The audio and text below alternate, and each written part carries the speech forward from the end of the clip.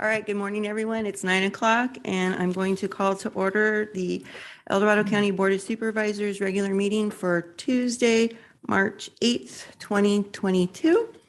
We'll start off the morning with our invocation by Pastor Craig Klatt of the Camino Adventist Church, followed by the Pledge of Allegiance by Supervisor Novosel. Oh, wonderful. Well, good morning. Good morning. Good It's morning. nice to see you again. And 2 weeks ago when Kim called and she just rolls out a date and I'm retired and I can say yeah to almost anything, but our world has changed a lot in the last 2 weeks. And so when we address something like a basic formality of an invocation, calling a meeting to order, and we're setting in motion something that's a lot more significant than that. So Lord, this morning as we greet this new day, we do it with gladness in our hearts and deep gratitude for all that you do for us.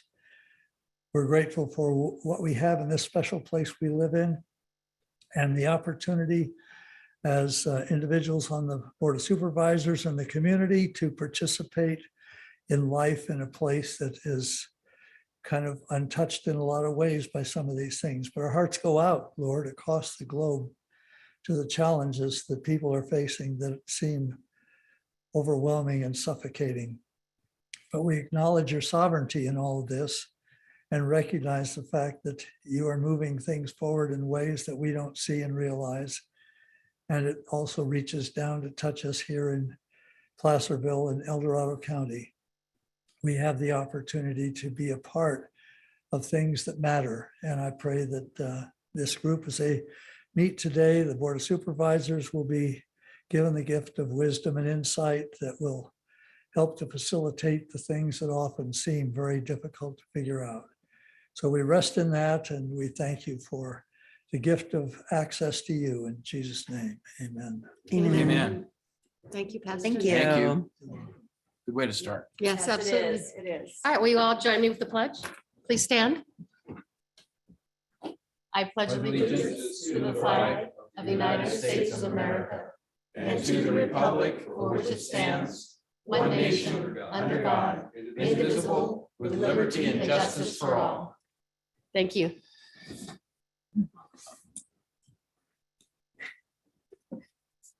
Okay, so we're going to move on to adoption of the agenda and approval of the consent calendar. We'll start over here this week. Supervisor Turnbull, do you have any changes? No changes.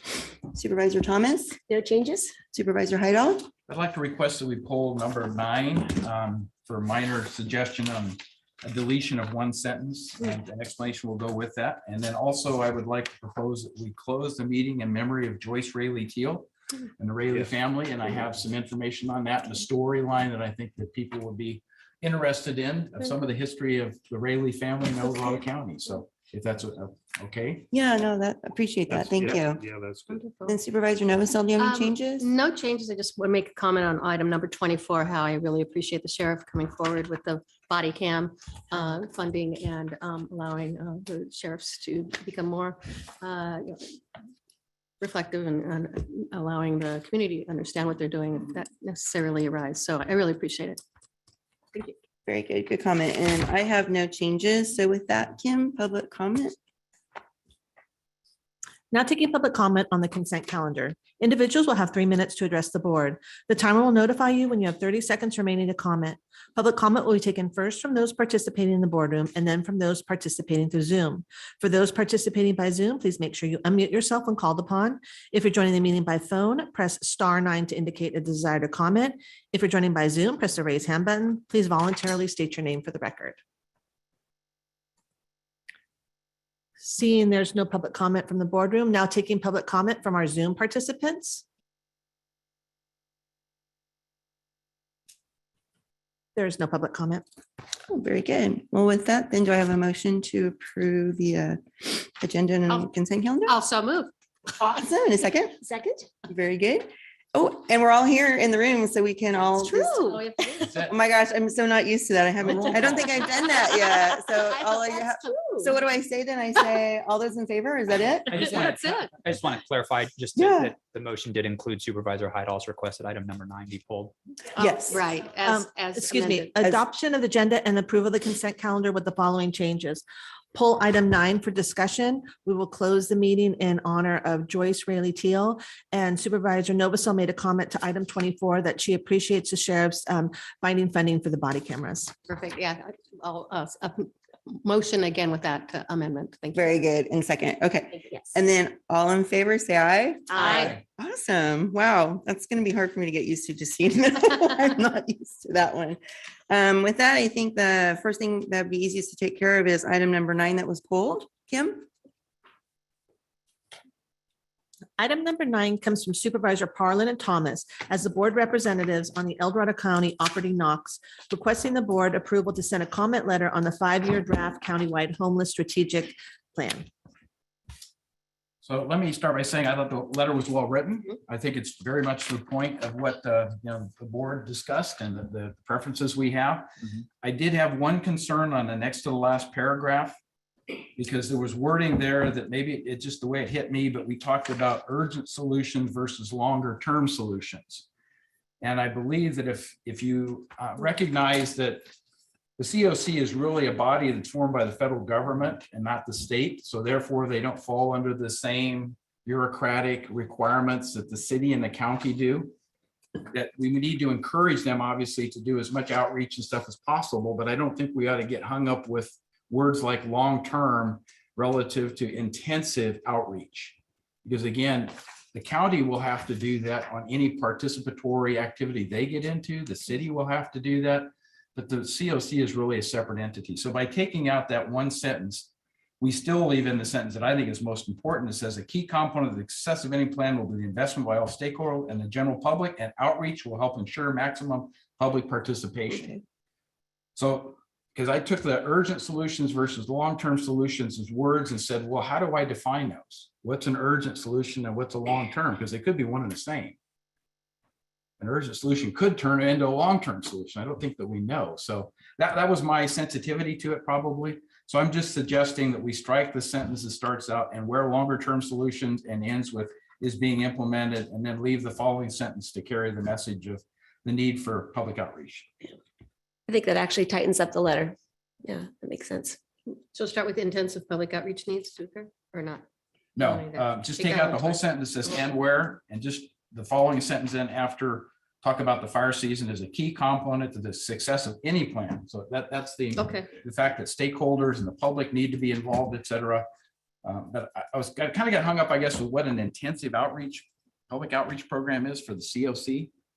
Right. Because they don't have the same kind of contacts that we have. And I don't want them to be accused of not getting to everybody, right? So I'm sure, again, where the county or city will be engaged with something, that will happen to the best of our ability. Yeah, the next sentence, I think, covers that issue of public outreach too, so. Right. Yeah. I think it was just, I think the concern would be if something were being, because the plan itself had short-term and long-term is all. Mm. And I think it was, if something is going to be considered longer term and maybe appear delayed, that public outreach to explain it. So as long as we're explaining things as we go and why we got there. And I think honestly, I hate saying it the way I'm going to say it, but that's going to be, that burden is probably going to be on Supervisor Thomas and I, since we're the representatives on the Mhm. COC. So burden accepted. We'll strike that sentence. And then I think that's a good point, Supervisor Heidel. So does everybody agree that that's a good thing to do? Yeah, sounds good. Good with that. Don, you have any concerns? No, ma'am. Okay. And then Kim, so we want some public comment? Now taking public comment on item number 9. Individuals will have 3 minutes to address the board. The timer will notify you when you have 30 seconds remaining to comment. Public comment will be taken first from those participating in the boardroom and then from those participating through Zoom. For those participating by Zoom, please make sure you unmute yourself when called upon. If you're joining the meeting by phone, press *9 to indicate a desire to comment. If you're joining by Zoom, press the raise hand button. Please voluntarily state your name for the record. Good morning, participating Morning, in Chris. Diamond Springs. I'm glad you pulled this. I think it's appropriate that you have a little bit of discussion about any changes that might be in the letter. What I've seen on social media is confusing in that I realize what people are saying, but I'm not sure it's coming across in terms of how the comments are being made and then the rebuttals or whatever you want to say. Here's what I mean.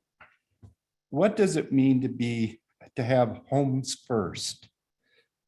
In my mind, the notion that homes alone would be available for someone that doesn't have a home, that's a good thing.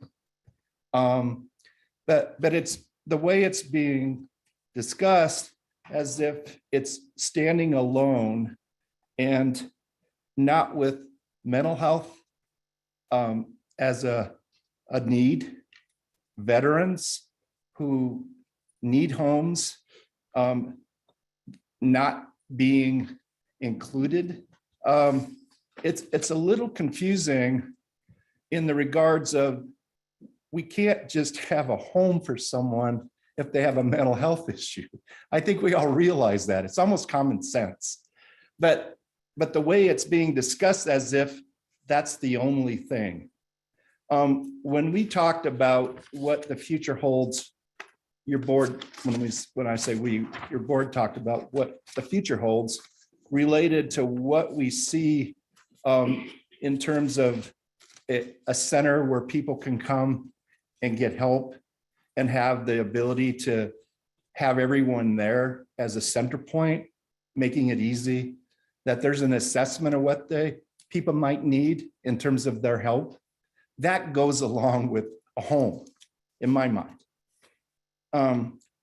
The other part is we are not like other places. We're not like urban areas. So when we talk about continuum of care, we deal with different places, a more urbanized area versus a more rural area. There's going to be a difference. We do not have motels readily available. A lot of big urban places do. Blight is in some places. I'm just saying, when we have this discussion, and your board is definitely in the middle of it now, I just want it to go well, but I want there not to be confusion of what we really want, and that is everything. Thank you, Chris. Thanks, Chris. Seeing no additional public comment in the boardroom, now taking public comment from Zoom participants. There's no additional public comment. Wow. Okay. With that, then good discussion. Thank you. Does anyone want to make a motion to approve with the changes? I'll just say that, thank you, Chris, for those comments. I think that's the work of the EDOC and the continual care. We have two supervisors here that are willing, thank you, and able to participate with that conversation, but that is important. We up in Tahoe have gotten to homeless veterans. We have no homeless veterans there right now that we know of. And it's very exciting because of the Health Key and the Room Key projects. So, continuing on with that, I think that's great. I think this letter was truly was just to kind of clarify our position on a few other items. So, but thank you for the comments. Let me just add, housing first is what you're talking about. I think people need to understand the roadmap that's in the strategic plan. You don't start by jumping with putting people into housing and then leaving them on their own. That's not what housing first is all about. There's a lot of misunderstanding. There's a lot of different literature out there. But if you follow that roadmap, you understand that the first thing you need to do is get the person registered, right?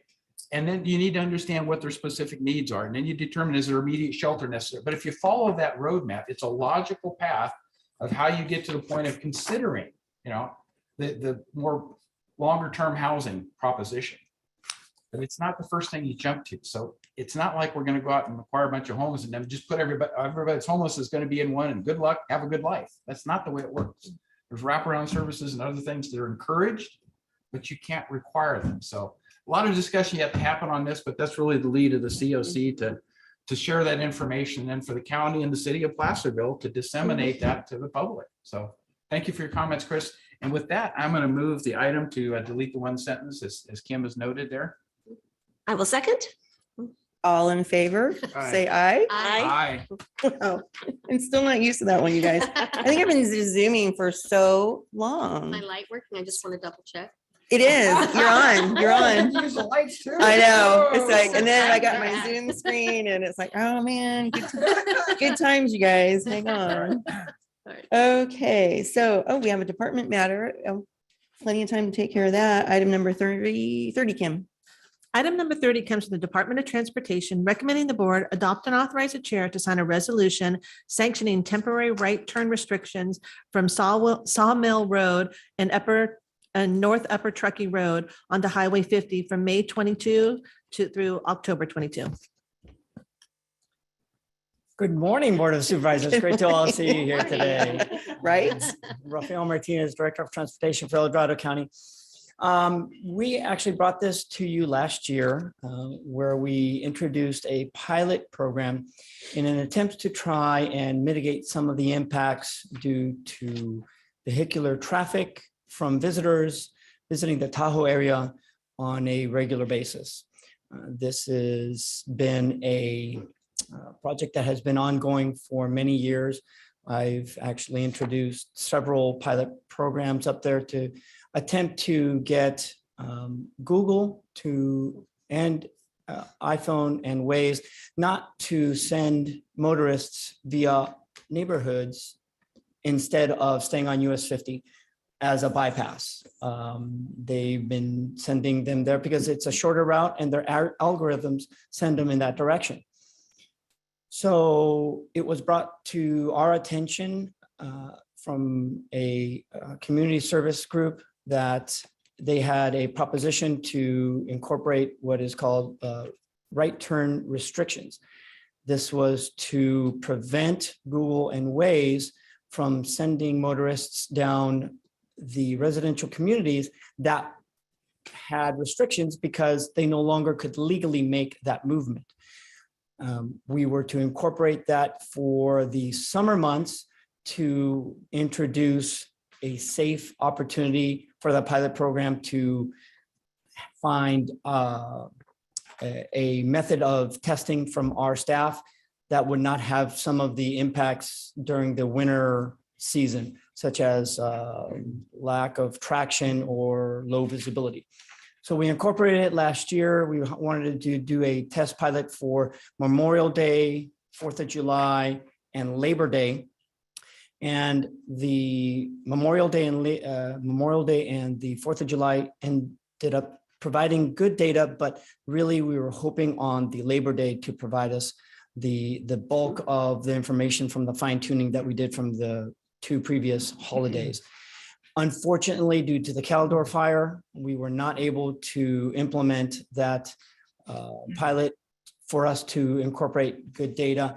And therefore, we decided in collaboration with Caltrans and the community groups to postpone it during the winter months, as I said, due to the lack of traction and the low visibility, and to reintroduce this pilot program again this spring for, once again, the Memorial Day, the 4th of July, and the Labor Day holidays. We've had several community groups, town hall groups with Supervisor Novacell and the participants from the community as well as DOT and Caltrans to get feedback, to get data. A lot of the community wants to find actions that will find a remedy, but at the same token, we can't do or implement actions on one that isn't across the board for all. Therefore, there were a lot of concerns and questions regarding why is it that the residents were getting penalized for these right turn restrictions? Why couldn't it just be the motorists who were here visiting? And so then that was the reason why we had a lot of the community groups, was to get the information out that although it was going to restrict a lot of the right turns and a lot of the apps from sending people that way, was also going to be impacting the communities and the residents of those neighborhoods. So here we are before you again today to ask you to allow us to try this pilot program one more time for the summer months. And if successful, we will come back to the community, present our findings along with Caltrans, and present it to the board if we feel that it is going to be a pilot program that we want to implement permanently. So with that said, that concludes my presentation. Any Nice. questions? Just a couple comments real quick. So Raphael, thank you for all the work. It's been years in the making to get us here. And I have to give a lot of credit too, also to someone who's in the audience here, Jeff Spencer. It was Jeff and his group, Tony and Jeff, that really spearheaded this conversation in our community, that brought it to our attention, that said, this might be a way, because they have some knowledge of how ways and all that. Our concern obviously is that what's happening is GPS is sending people down into our county roads. And it's clogging the roads. Some of the big holidays we've had in past years, they're sitting there literally for hours upon hours. There's no facilities, it's our county roads, it's our residential area. There's no facilities, there's no services for them. So it was very bad. And so we spent, like I said, years looking at, and thank you, Raphael, staff, looking at solutions. There's no real easy solution. People say, well, just restrict it and then we'll let the locals go through. You can't do that legally in California. You can do it in other states. You can't do it in California. So that was an issue. So then it was like, okay, well, someone, Jeff and like I said, Jeff, Tony took the lead and called up and tried to get hold of our those GPS big systems, Google and those, and spent a lot of time and effort. They did working on that. And so we're hoping this will work.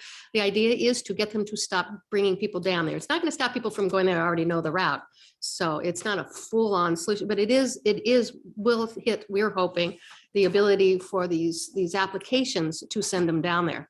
And that's been an ongoing struggle. There's no doubt. So this is why we thought the pilot program working in summer, we will try it. The reason we're not doing it in winter is Caltrans asked us not to do that in winter because of the issue of that roundabout, people turning left and then making a turn on the roundabout. They're very afraid of what that might happen, the safety issue there. So we're doing this as a small pilot to see, will it, number one, stop our these apps from sending them down the streets? If we say it's a closed road, that's kind of been off and on so far.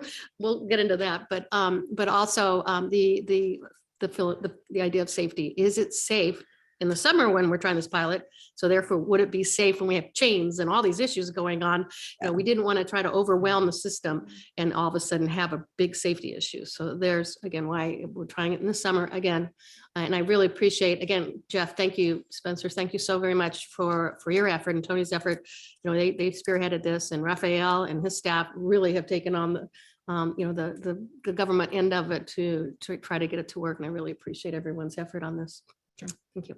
Very good. Yeah. My only question is, we had the conversation before, is the CHP tied into this such that because I know how people are, they'll come up, no right turn allowed, hell with that, right? If somebody isn't there from an enforcement perspective, the whole program falls apart, because as soon as one person starts cheating, everybody's going to cheat, and that's going to happen. So if the CHP is dedicated to monitoring this periodically and doing the citations, I think it can be a very, very favorable condition. But if they're not able to do that, then I would question, how are we going to do the enforcement? And CHP is at the table, as well as Sheriff, along with Caltrans and DOT. And obviously their commitment is as well as the resources can allow. And so we did have them there for both the holidays of Memorial Day and 4th of July. And sure enough, when CHP was there, oh yeah, people abided by the signs.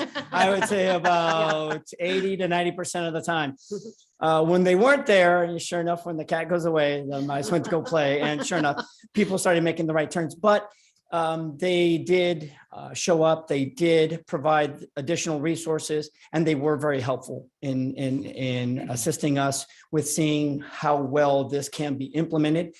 We feel that the primary bulk is for the wayfinding apps not to send people out there. That you're right, that it's going to be even more successful. So if CHP is out there as well to enforce, But we're hoping that between the two, between the wayfinding apps, not sending people there, and CHP being there when they can, that between the combination, what we're trying to do is remove the bulk of the volume off of those residential streets. We still realize we're going to have a few going through there no matter where, because they already know their way around. So, but And they didn't recognize me when I was sitting there. I got some interesting comments at me when I was telling them not to turn right. Oh. I rode my bike there and watched. and Jeff was there too. So you need to post it with your picture on it. Some of them are not getting Christmas cards. I'll just put it. Yeah. So it is a collaborative effort with CHP, and they are going to be participating with us again Yes. this year. Absolutely. Because the other thing is a deterrent we probably can't do either. It's just a video camera. You set that up out there and people think they're being monitored and their license plate is being recorded and That's a okay, good we point. better turn around, right? Something to think about. I'm meeting with the new lieutenant next week, so I will bring that up. Yeah, because I think, again, that's a deterrent when the Contrast. CHP can't be there. Okay. And maybe the locals get used to that or something or other, but sometimes the video camera doesn't even have to be connected. Anyway, Done Sure. that. Any other Thank board you. comments? And we're good? Just a big believer in pilot projects. So, Yeah. thank you very much for all the effort on this. And the same issue happens in the city of Placerville. So certainly understand how traffic and holiday gridlock can just bring a community to its knees and the safety impacts of that. So just a big believer in the learning lessons and creative solutions to mitigating some of these challenges. Sure. Very good. Ready for public comment, Kim? Okay. Now taking public comment on item number 30. Individuals will have 3 minutes to address the board. The timer will notify you when you have 30 seconds remaining to comment. Public comment will be taken first from those participating in the boardroom and then from those participating through Zoom. For those participating by Zoom, please make sure you unmute yourself when called upon. If you're joining the meeting by phone, press *9 to indicate a desire to comment. If you're joining by Zoom, press the raise hand button. Please voluntarily state your name for the record. Thank you, Kim, and I will ask that you allow Jeff up to 5 minutes because he represents the group up in Tahoe. Thank you. We actually don't have Oh, that we're not protocol doing that anymore. Oh, I haven't Um, been here in so long. But I mean. Right, I'm sorry. So we have We to- don't have it, but I mean, the board could, as a group, decide to do so, but we just don't have that protocol anymore, just so you know. I apologize. No forgot about worries. I that. know. It's been so Would long. you I like, can be brief. can you? Okay. Awesome. Okay. Is it possible to cast to the monitors? Not if we didn't plan it ahead. I'm so sorry. Okay. Yeah. All right. Well, I brought a little presentation. Well, you It's know, like 5 slides. Afterwards, if you want, I think we can add it to Legistar later Yeah, to our okay. files, if that's okay. I'm here to encourage you. My name is Jeffrey Spencer. I live off of South Upper Truckee in South Lake Tahoe. And I'm here to encourage that you approve this next stage of the pilot. We did come up with it and it's essentially fully enforceable by the CHP because it's embedded in the California Vehicle Code. And that is how we found the apps had to be able to respond. If it's in the vehicle code and those rate return restrictions, it's temporal, basically from 10 a.m. to 4 p.m. on Sundays and Monday holidays type thing. Those apps can't redirect people through the neighborhoods. Now we've seen even during the winter that trucks, full-size semis are going down North Upper Truckee Road and running through our neighborhoods to try to avoid chain controls. So this is an enforcement action, not just as a traffic calming measure, but to enforce really the proper movement of traffic and to keep it on the main roads where it belongs. Trucks don't belong in our neighborhoods. Those roads are not built for it. It really does a lot of damage. So it's also a cost-saving measure for the county. But as this pilot goes through, I think that this is an application that can be applied throughout the county, not just in South Lake Tahoe. So I again, approve the pilot, please, and we'll move forward and make sure that we bring good solutions to government. Thank Very you. good. Thank Jeff. And you you. did that in such a fast way. Yeah. Who needs 5 minutes? Nobody. You're right. That just proves that, right? Right, there you go. Seeing no additional public comment in the boardroom, now taking public comment from our Zoom participants. Now taking public comment from Tony Hall. Good morning, Board of Supervisors. My name is Tony Hall. Sue, I saw you on your bike and I think you did a great service that one summer. I was on my bike. And I recognized you and you did get a lot of flack. I would really like to support you on approving this pilot and then also state that even though the pilot will go through, as Jeffrey said, yes, but comparing our roads in summer to winter is like apples to oranges. It gets kind of horrific out there. In fact, with people backed up on Sawmill, there's no restroom facilities in winter. You know, the roads are very, very narrow. And then we have people trying to, you know, sometimes we get down to one lane on Sawmill. So, but the pilot might give you a good idea, initial idea. If you have a really big winter, I'm sure you all know it can get terrible on the roads, especially in North Upper Truckee and on Sawmill. And the fact that there are no restroom facilities on Sawmill means, you know, people are banging on my door to try to use my bathroom. And then when they can't do that, they're hiding behind the berms. And so we have quite a mess to clean up there. But anyway, I do want to support the pilot project. I think it's a great idea. And I know the Highway Patrol, they did a great job with a loudspeaker. There was a guy parked there last fall, you know, telling people don't turn or you're going to get it. And, you know, that was kind of interesting. But I want to say this is great. And I think it'll be an effective move. I'd love to see it go through in the winter. And I want to thank Jeff and Tony for devising this project in the first place. You have a lot of neighborhood support. Thank you so much. Thank you, Tony. There's no additional public comment. Great. Any further board discussion? No, I'd like to move the item, please. Very good. Second. All right. All in favor, say aye. Aye. Yay, Great. God, so much Thank you. Good luck. faster. Thanks, Yeah, Jeff. good job. And it's Thank going to be you. exciting to Thanks, see this. Raphael, And Brian, Jeff. if it can be everyone. used elsewhere in the county, very good. I know, it's nice to be back, I must So do say. you have a solution for rocks falling off a highway? Yeah, right. Yeah. That's the next project. Whole different matter. Okay, so our next item's a 10 a.m. allocation. So I'm thinking, do we want to go into closed session and get some of that done? Okay, so the board will now recess into closed session to hear items 33 through 38 as specified on the agenda. Anyone who wishes to provide comments concerning those matters may do so at this time. Now taking public comment on closed session items. Individuals will have 3 minutes to address the board. The timer will notify you when you have 30 seconds remaining to comment. Public comment will be taken first from those participating in the boardroom and then from those participating through Zoom. For those participating by Zoom, please make sure you unmute yourself when called upon. If you're joining the meeting by phone, press *9 to indicate a desire to comment. If you're joining by Zoom, press the raise hand button. Please voluntarily state your name for the record. Seeing no public comment from the boardroom, now taking public comment from Zoom participants. There's no public comment. All right, with that, we'll go into closed session. Be back at 10 a.m.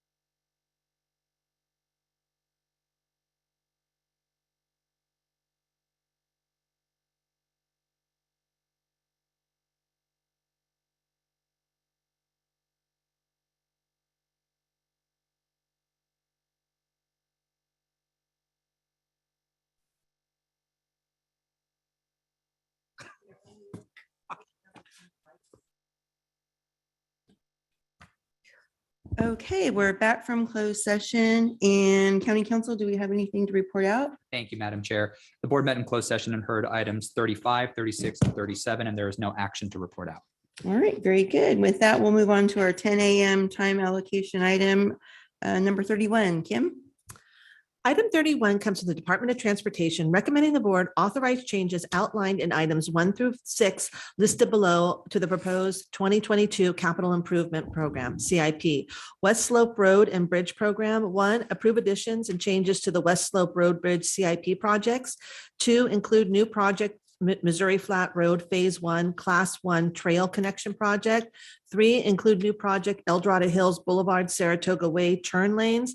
4, remove project Pleasant Valley Road restripe. Tahoe Environmental Improvement Program. 5, approve changes to the 5-year Tahoe EIP, Capital Overlay and Rehabilitation Program. 6, approve changes to the Capital Overlay and Rehabilitation Program. Airport Capital Improvement Program. 7, include 2 new pavement maintenance and management plan projects. Thank you very much, Kim. That was a mouthful. That was a lot. I greatly appreciate you saying that for me and not me. Good morning, Madam Chair, Board of Supervisors. Pleasure to be here. Once again, Rafael Martinez, Director of Transportation for El Dorado County, here with my staff, Brian Mullins, Natalie Porter, John Kaling, and Matt Smelter, to give you a presentation on the 2022 CIP workshop.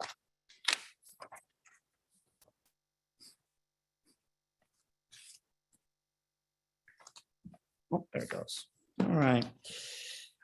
So the agenda for today's meeting is to discuss the background as to why we have a CIP, why is it that we have a workshop.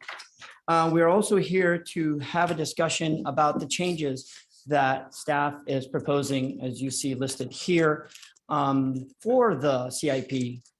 And hopefully at the end of the meeting, that the board accept the changes that staff is recommending for the CIP. And then lastly, we are here to inform you of what the next steps will be for staff so that we can ultimately have this final approval in June of 2022. So the CIP is a long-range planning tool used by staff to calculate cost estimates, schedules, funding sources for a variety of CIP projects throughout the county. And it also pins these projects to particular time horizons so that we know we are building them at the right time when they are needed by the community. In order to ensure that growth is consistent with this infrastructure that we have adopted and that we plan on implementing at certain timeframes, we have 1-year updates that are used to see if we flag any red flags that we feel might be detrimental to the program, and to primarily have inflationary cost increases. And every 5 years, we have a major update. This is where we take a very detailed look, fine-tooth comb of all our infrastructure and make sure that it is consistent with our general plan and it meets all our strategic plan mission goals. The types of projects included in the CIP are, as you see listed here. We have West Slope infrastructure projects. Included also are Tahoe Environmental Improvement Program projects. Large maintenance projects that are not your routine grind and overlay or ditching or pothole filling. And so then what we've done is we've labeled them capital overlay and rehabilitation programs because they are to the tune of $2 or $3 or $4 million programs. And so we try to find funding that will get us there through either federal or state grant programs. And then lastly, airport infrastructure projects that are managed by the planning department.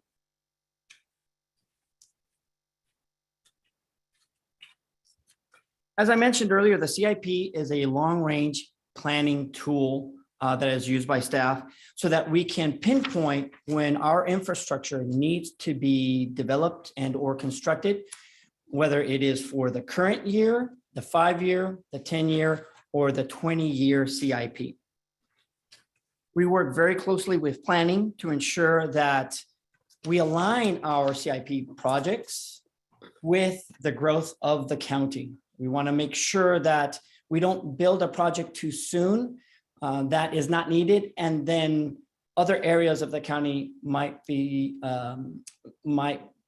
impacted by traffic volume, and now we don't have the funding for. So that's the purpose of the CIP plan, is to plan it out in combination with our various other organizations and departments to make sure that we are all in sync and on time, working together so that we can get the most bang for our buck at the most opportune time. The criteria for the projects to get on the CIP program are as you see listed here. These are, every project that is in the CIP has to meet at least one of these items as you see listed. As I mentioned earlier, we do a major update every 5 years to make sure that all the projects in the CIP meet the list of items for the criteria as listed in the general plan and or our mission statement.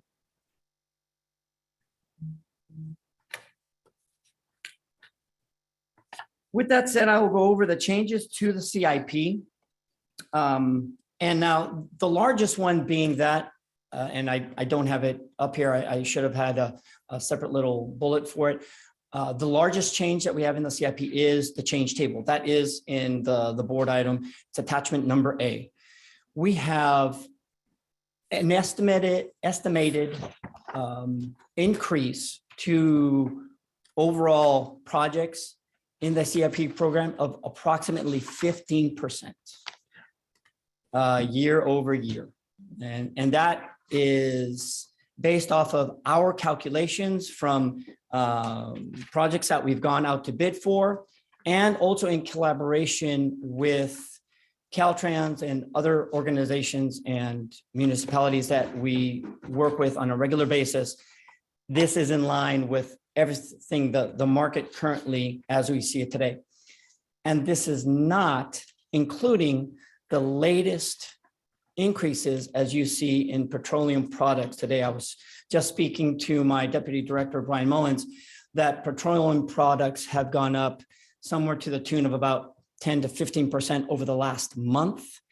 And that will be a huge impact on our costs moving forward. So that's not even reflected in this current cost estimate change. But by the way, these projects that you do see here listed today, these aren't new projects that we are adding into the CIP. I know it says we're adding them in, but really what we're doing is we're adding them in as separate projects. So we've broken them off from larger projects and adding them in as individualistic projects. So I don't want you to think that we haven't been collecting for these projects. Just because it says we're adding them in, it doesn't mean that we haven't been collecting over the years, or that we haven't been planning for them and adding funding to them. It just means that they are standalone projects. And then the last one is actually a project that we are incorporating out as a standalone and incorporating it into a larger project. So I will quickly go over the list of projects. The first one being the Missouri Flat Road Phase 1 project. This is a simple ADA connection of a ADA ramp connection to the El Dorado Trail off of Missouri Flat. At the time that we were constructing the trail, there were some utility poles that were in the way. And now that they're out of the way, we are coming back to finish off the project and add the ramp connections off of Missouri Flat. As you can see there, the funding sources from those were Surface Transportation Block Grant and the Transportation Development Act. The next project is a much larger project. It is the El Dorado Hills Boulevard and Saratoga Way lane configuration modification project. This will be coming straight from traffic impact fees. This is in El Dorado Hills. we have seen a degradation of the level of service at this intersection, in particularly the northbound left turn. It has been backing up more now that Saratoga has been widened and has been opened up, that is. More people are utilizing that to get into Folsom and into El Dorado Hills. And so because of that usage, more people are using that left turn lane. So people are, well, they were spilling out a lot more. Our staff, Brian Mullins' crews were out there and they did change the timing a little bit, but that's only going to be temporary. Really, we need to make these modifications so that the traffic volume can stay within an acceptable level of service for the long term. That is, as I stated earlier, a $3 million project that will be coming out of the TIM fee. By the way, that was a larger project for the entire intersection improvement, but because of the left turn showing a lesser than acceptable level of service, we've decided to break that off now and make those improvements now.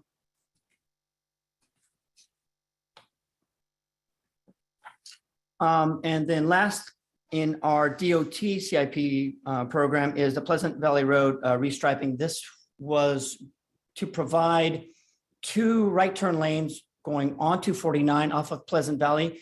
But because phase 2 isn't there yet, really there is no need to have that reconfiguration of vehicular traffic, 2 lanes making a right.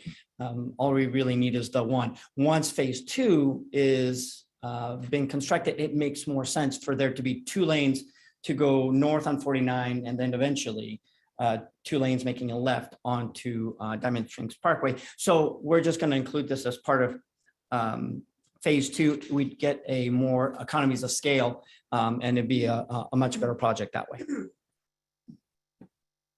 So the 2 airport projects that we have on the airport CIP are both pavement management and maintenance plans to make sure that any future application that we do to the infrastructure at the airports, once again, are timed appropriately and that we find the appropriate funding when they are appropriately needed. And they are at the Placerville Airport. And it will be approximately $106,000 to $105,000 for that plan. And then the other one is at the Georgetown Airport. And that one will be approximately $100,000 for that plan.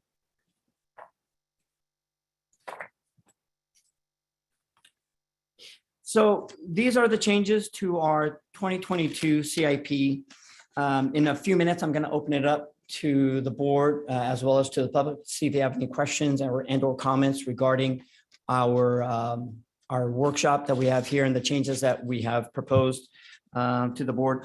Ultimately, we will be asking the board to adopt the changes to the DOT and the airport CIP program.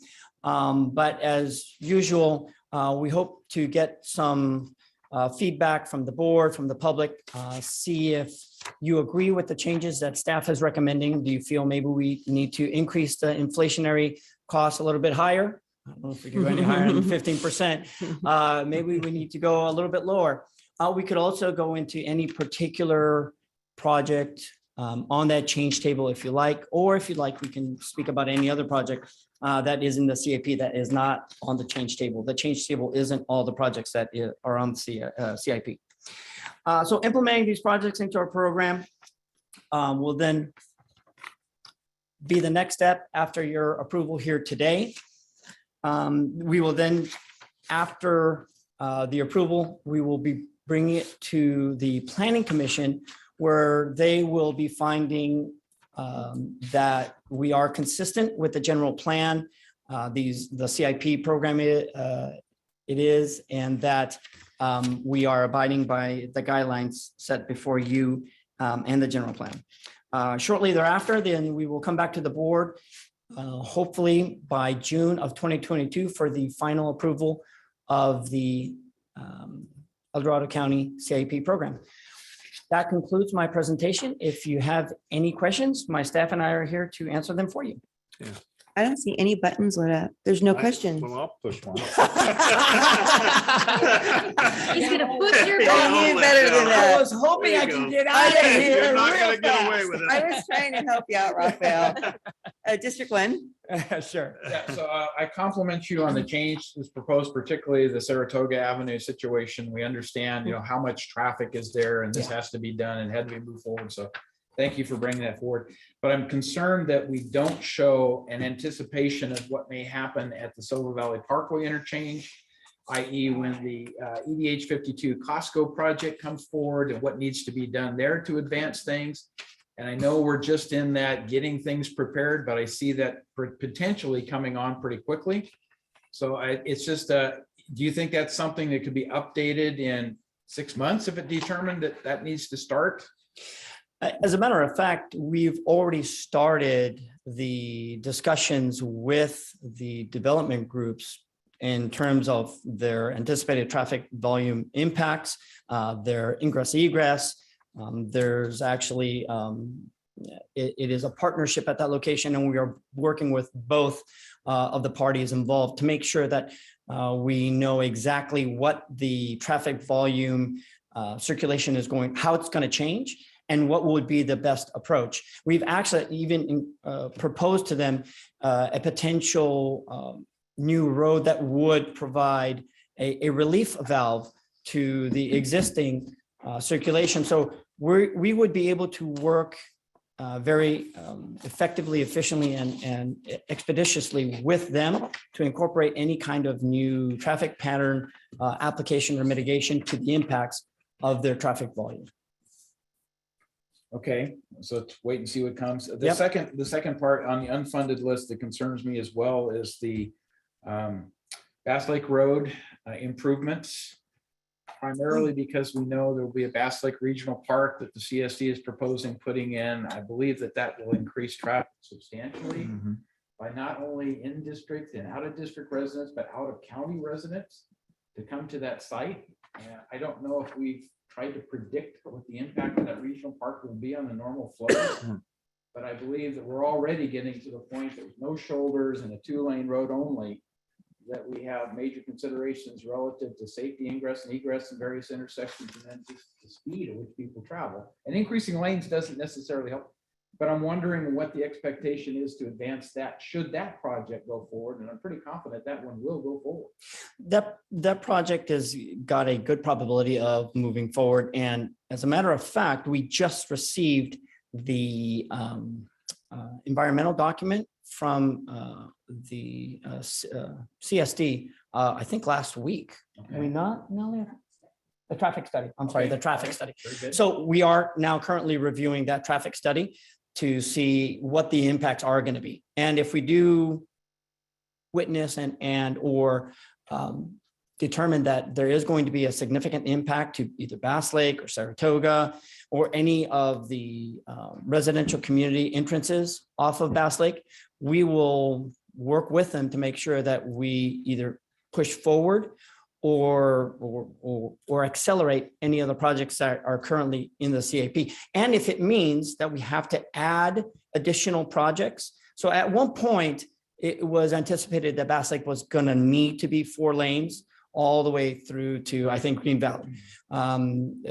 Subsequent analysis has proven that it is not necessary to go 4 lanes all the way, but possibly only up to Country Club. Now, this park traffic analysis might show differently. And if it does, that's the purpose of developers having to perform traffic analysis as part of their project, is we want to know what the impact is going to be. And then we will make sure that they mitigate any of those impacts, either through our program or through their fair share and or their construction of the project when they develop.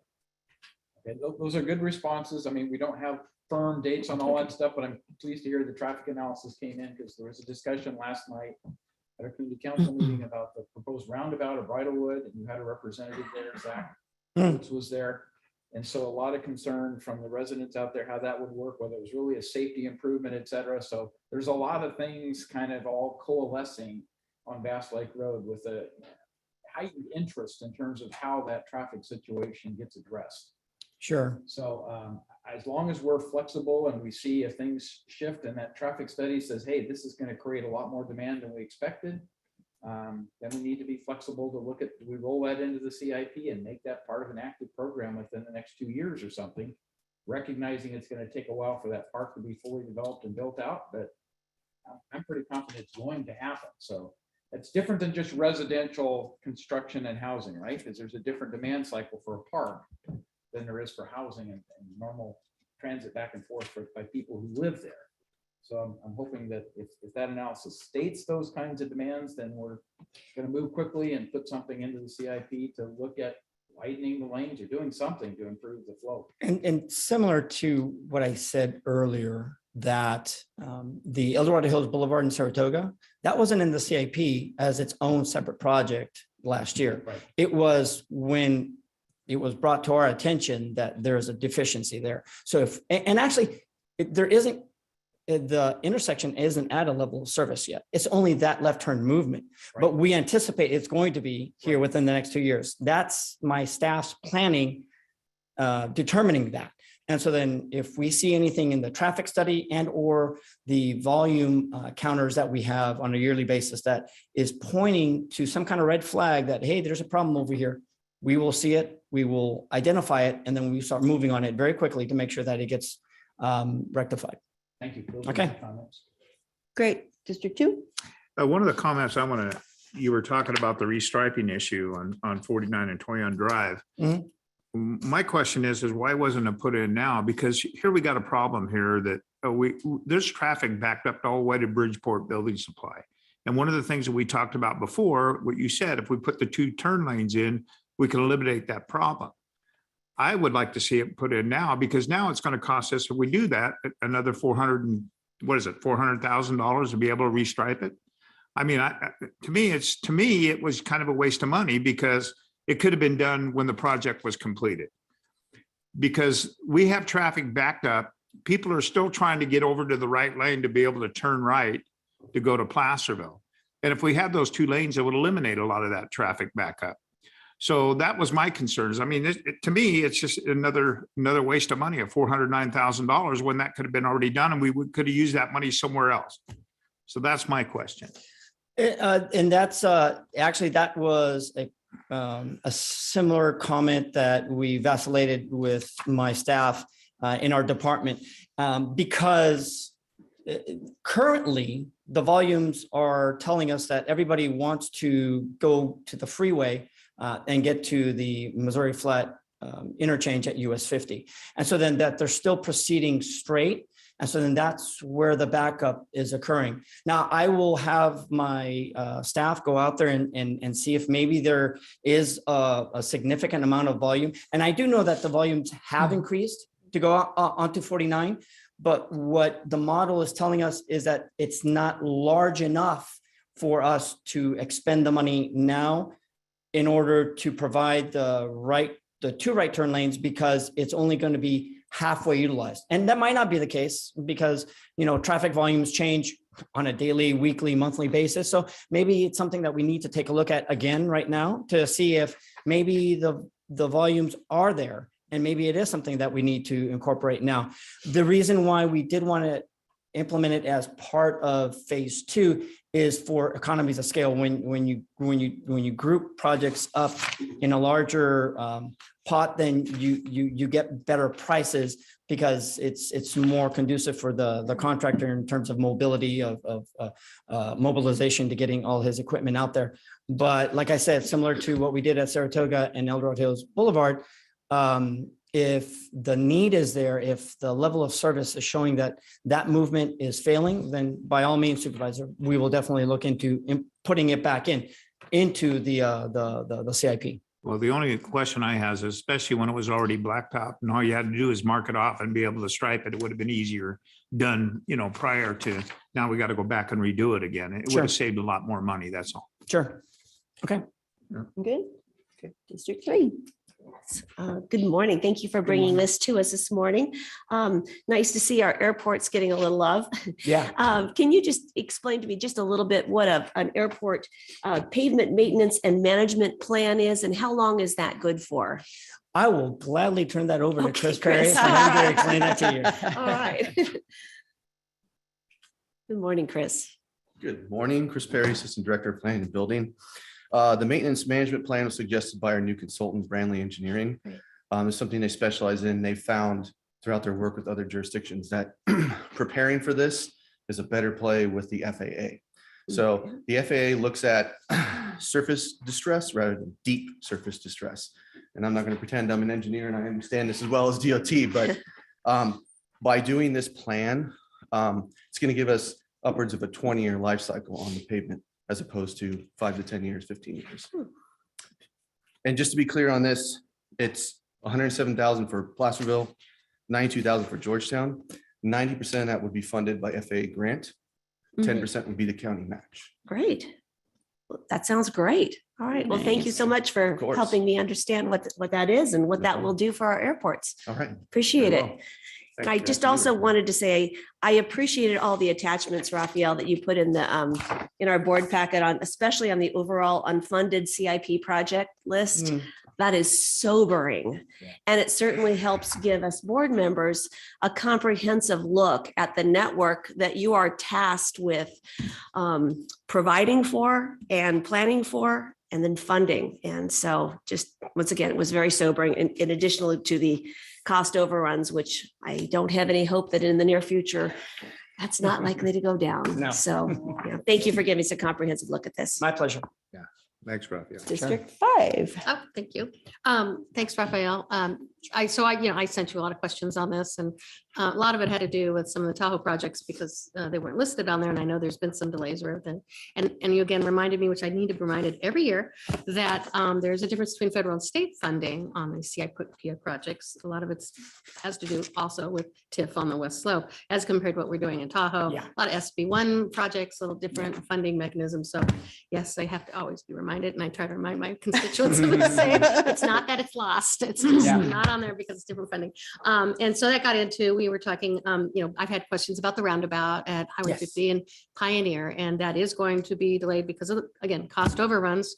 It's difficult. So I just Yeah. want to make sure everyone understands that it's being delayed because we've had cost overruns, and we actually were talking about this last year. That's why it's not on there this year, I think is why.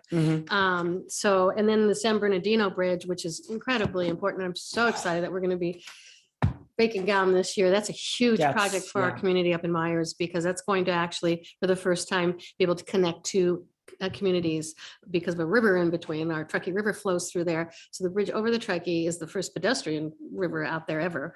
And it's other than for the golf course, and that they run us off.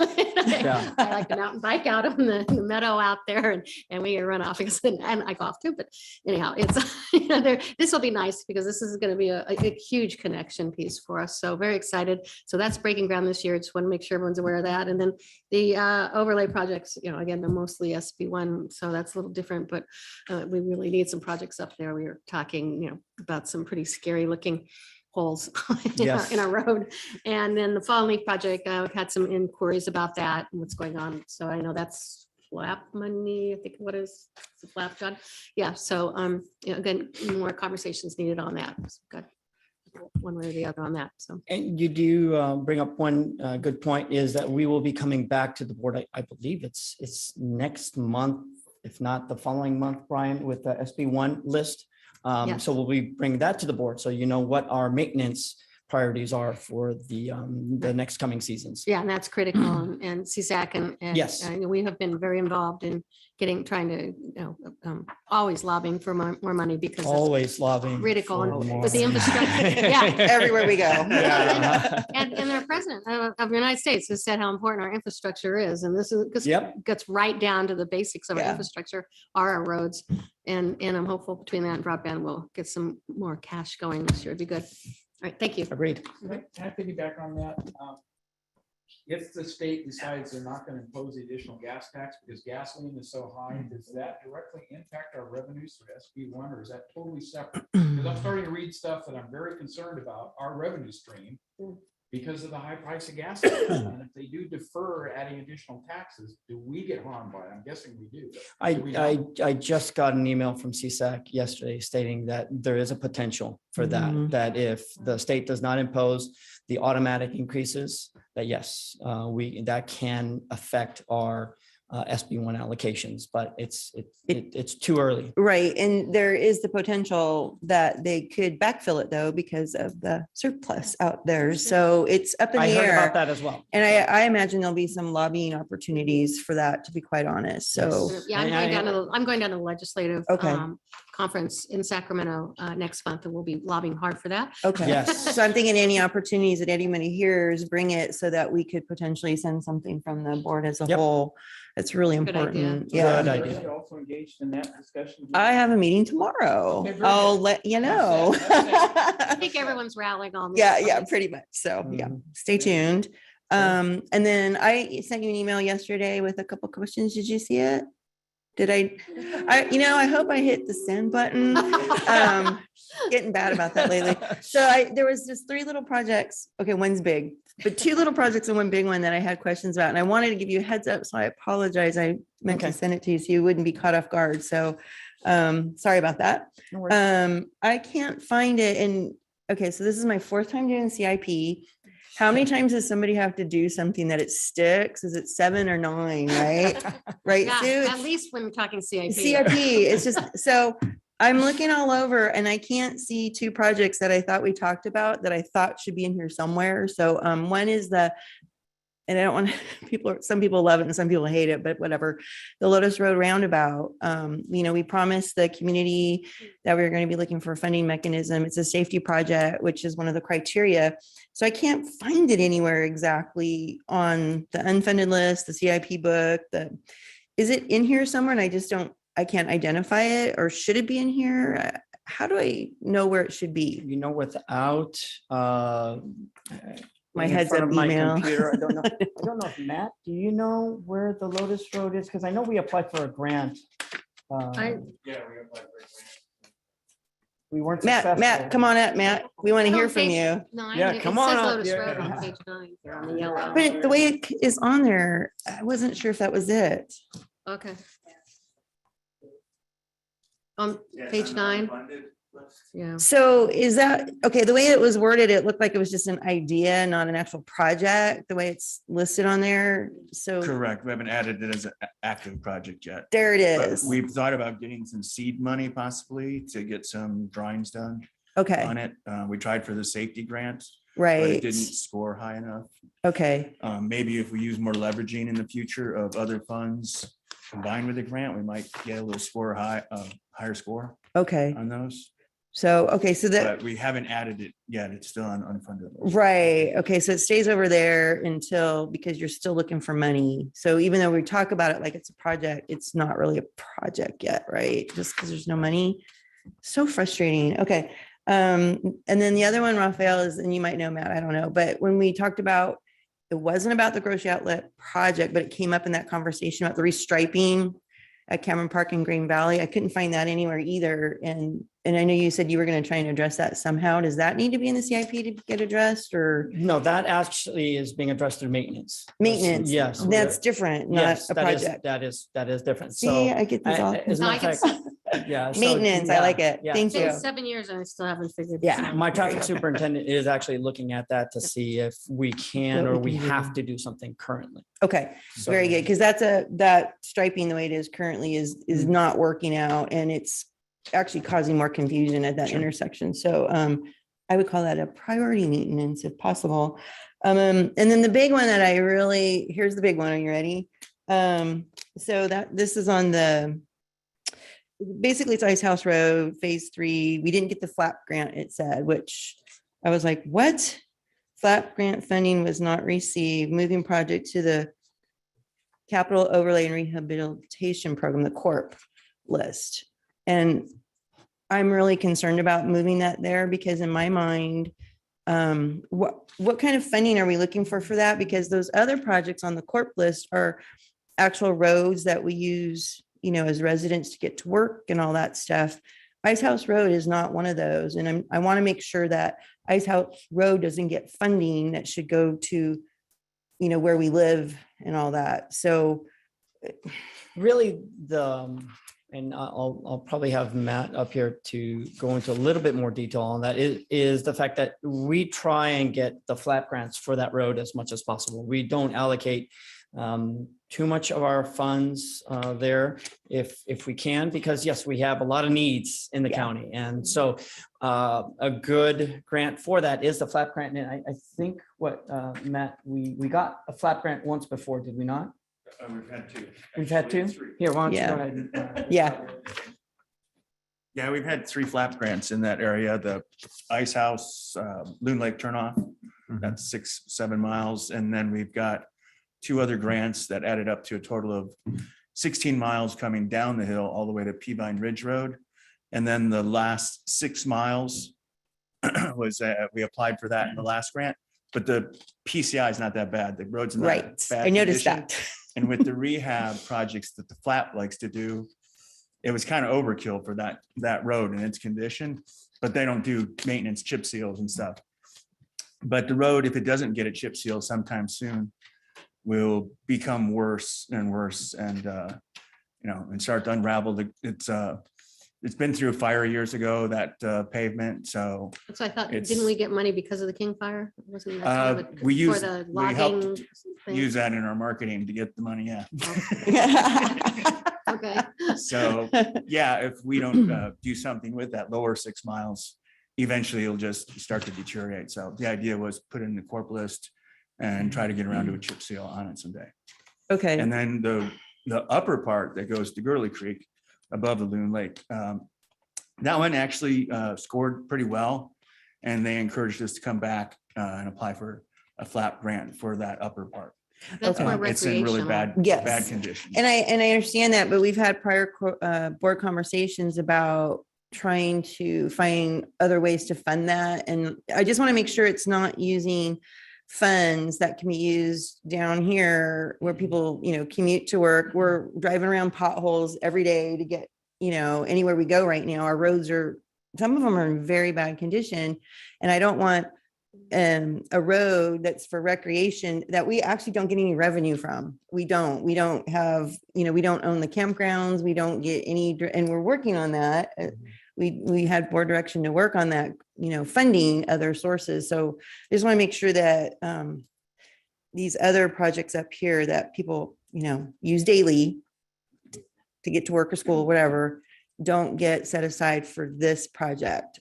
Somehow we've got to capture different funding mechanism, revenue streams. That's the right word So for those. This is a list. Is there priority on it when you go on this list? Do you prioritize them Well, maintenance does more of the prioritization of the road with the resurfacing. PCI and all So that? Yeah. be based on the traffic volumes and the condition of the road. It's not like in the top priorities right now. Right, but I would imagine there'd be a difference between a recreational road and a residential road. Is there not a priority in that? Yes, there is. There is. Okay, that's a part of PCI or not? Oh, It okay. is part of the PCI calculations that we do. Yeah. Is we take that into account. Okay. Is All right. whether it's recreational and the ADT is different as well. Okay, Okay. very good. Thank you for that. Yeah. Because, and we are still, like everything else, got sidetracked by Caldor, but I think we're going to get back to this effort to look for other revenue streams. So, because definitely want to take care of the road, but Yeah. at the same time, it shouldn't be our No, sole you come up to responsibility. Tahoe. Come up to Tahoe. You want to see a road in scary shape. Right, Anyway. exactly. So, okay, thank you for that clarification. I appreciate it. All right. Any other Yeah, I wanna- board? Oh, got a couple. Wendy, you got? Go ahead. Go ahead. Go ahead. One more question, there you go. One more question and talking about revenue, and Don might not like me asking this. I know his eyebrows are going up.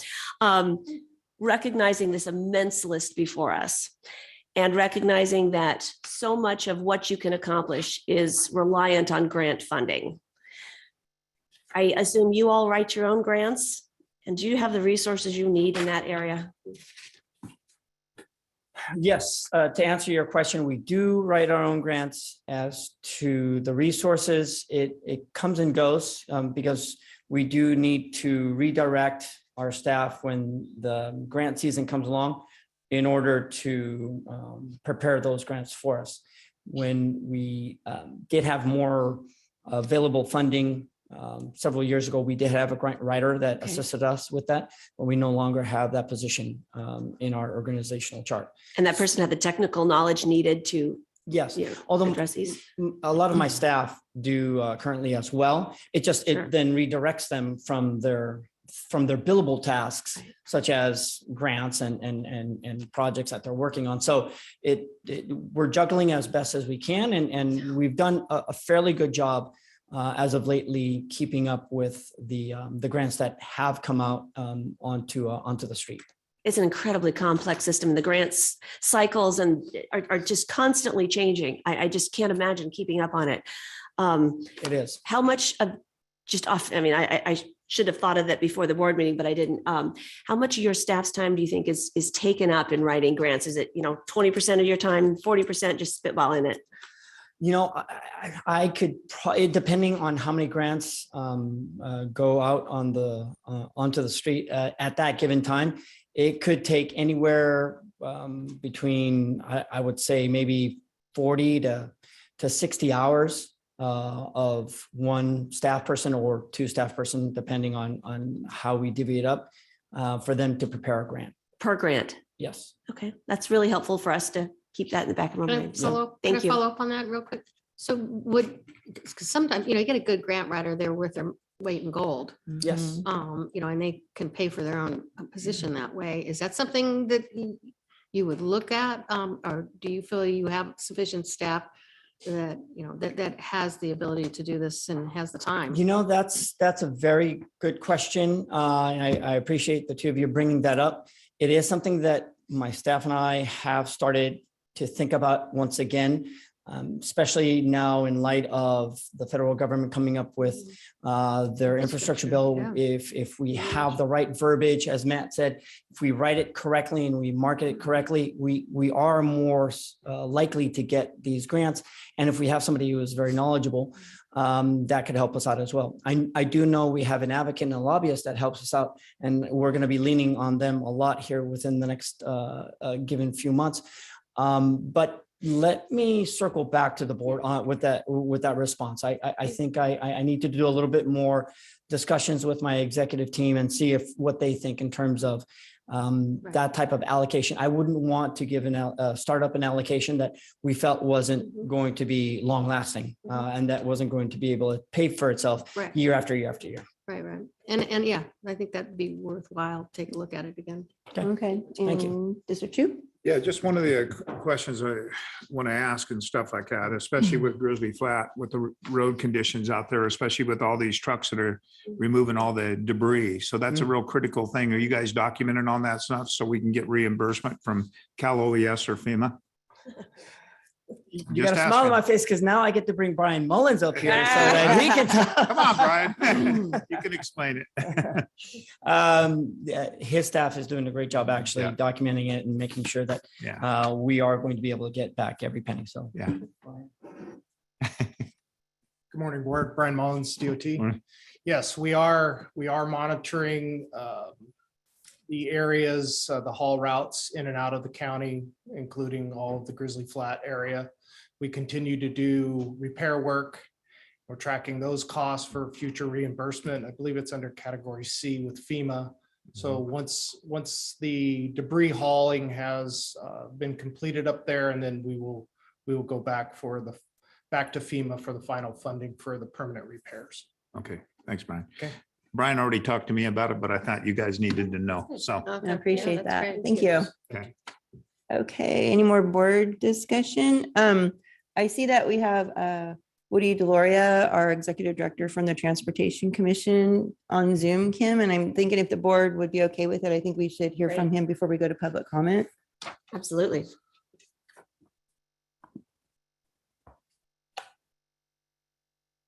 Good morning, board members. Thank you, Chair Parlin, Woodrow Deloria, El Dorado County Transportation Commission. I just wanted to kind of address a couple of things that I heard. First of all, being the stay on the increase to the gas tax based on inflation. The governor is considering, based on his budget release, that to place a one-year stay on that automatic increase, which would take effect July 1. However, the proposed solution or the proposed plan is to keep counties and cities whole with regard to their local streets and roads funds. Through that, well, as of today, a $31 billion surplus. It keeps changing every week, so we'll see what that actually ends up as. But that would keep cities and counties whole. However, it would not keep the Caltrans State Highway Operation and Protection Program whole.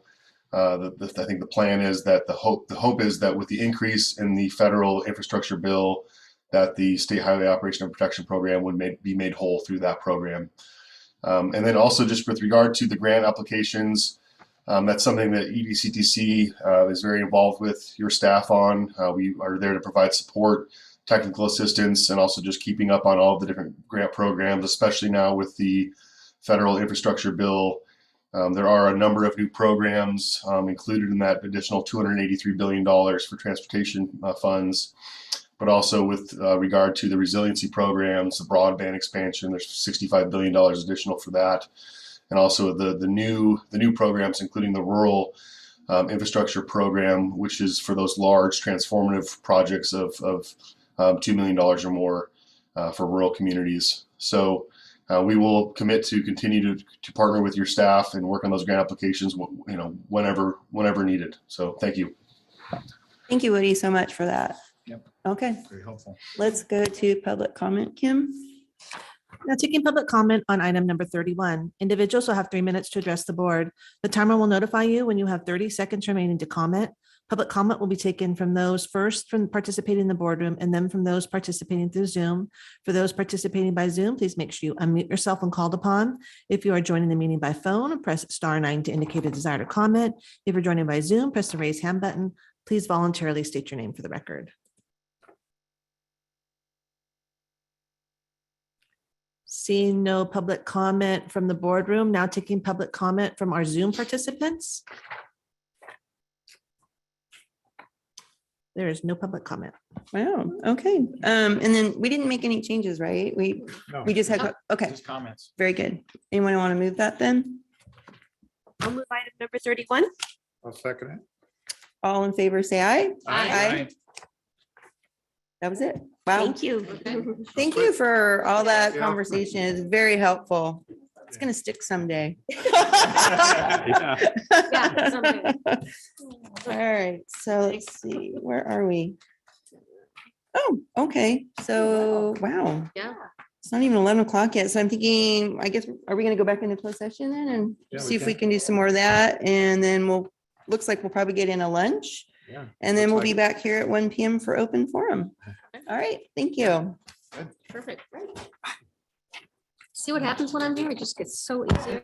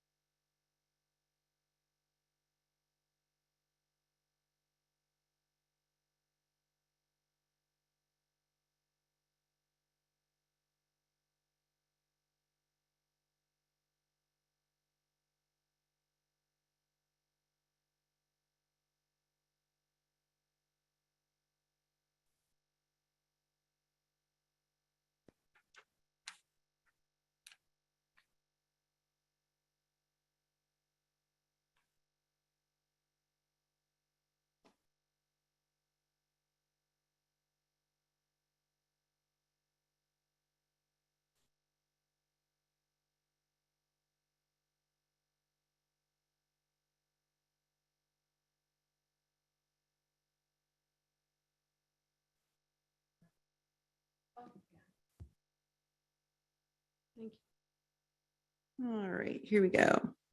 I'm just getting my Zoom webinar back up on my screen really quick.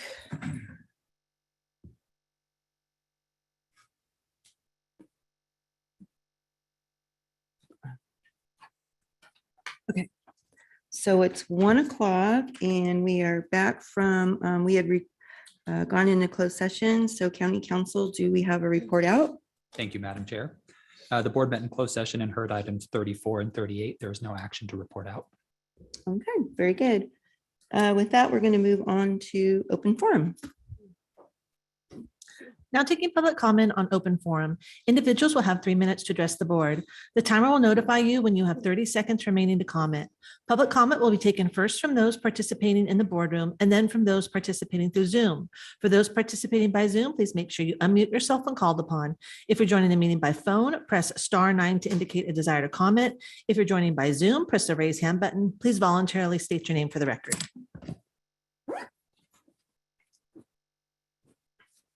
Good afternoon. I'm Joseph Connolly.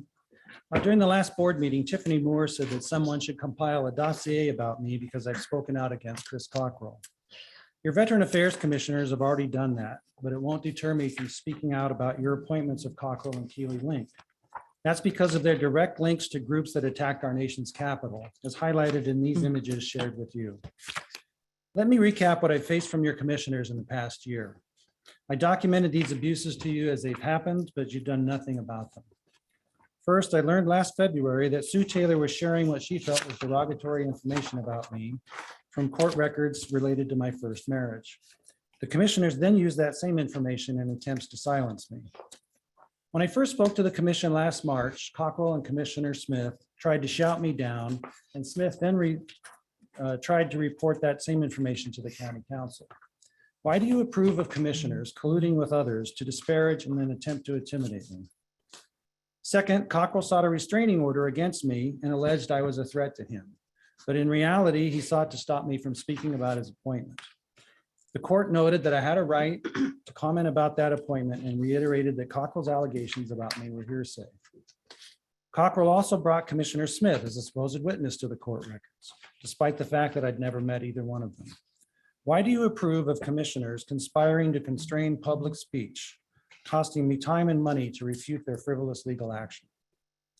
Third, the commission's chairman, John Poimeru, submitted his own allegations to county officials about the same hearsay matters, suggesting that I pose a danger or a threat. I'm investigating the full extent of the county's response, but I already know that senior staff treated those false statements as fact, without regard to your workplace violence policies and procedures. Why do you approve of those baseless acts by commissioners and county employees? Last month, when I revealed to the commission that Poimeru's claims of Cockrell having no relationship to the Proud Boys were false, Commissioner Smith flipped me off and walked out of the meeting. Afterwards, Commissioner Dan Brown followed me outside and yelled at me multiple times, "You're an effing asshole," in public view of others. Why do you approve of this public abuse? Last week, Supervisor Thomas told me she couldn't do anything about these abuses, but I know what I would do. I would say that Poimeru and Cockrell lied to the board and the public about Cockrell's connections to the Proud Boys, and I would move to dismiss them. I would affirm that commissioners are not appointed to harass the public and move to dismiss Poimeru, Cockrell, Smith, and Brown. I would say the county should never be linked to the attempted overthrow of our government by force and move for Cockrell's dismissal. Frankly, Supervisor Turnbull should do that for the county's benefit.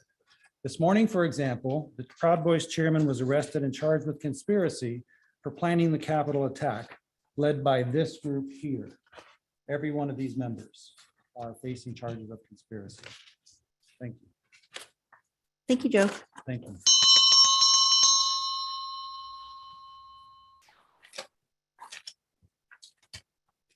Hello, Bob Bradshaw, Army veteran.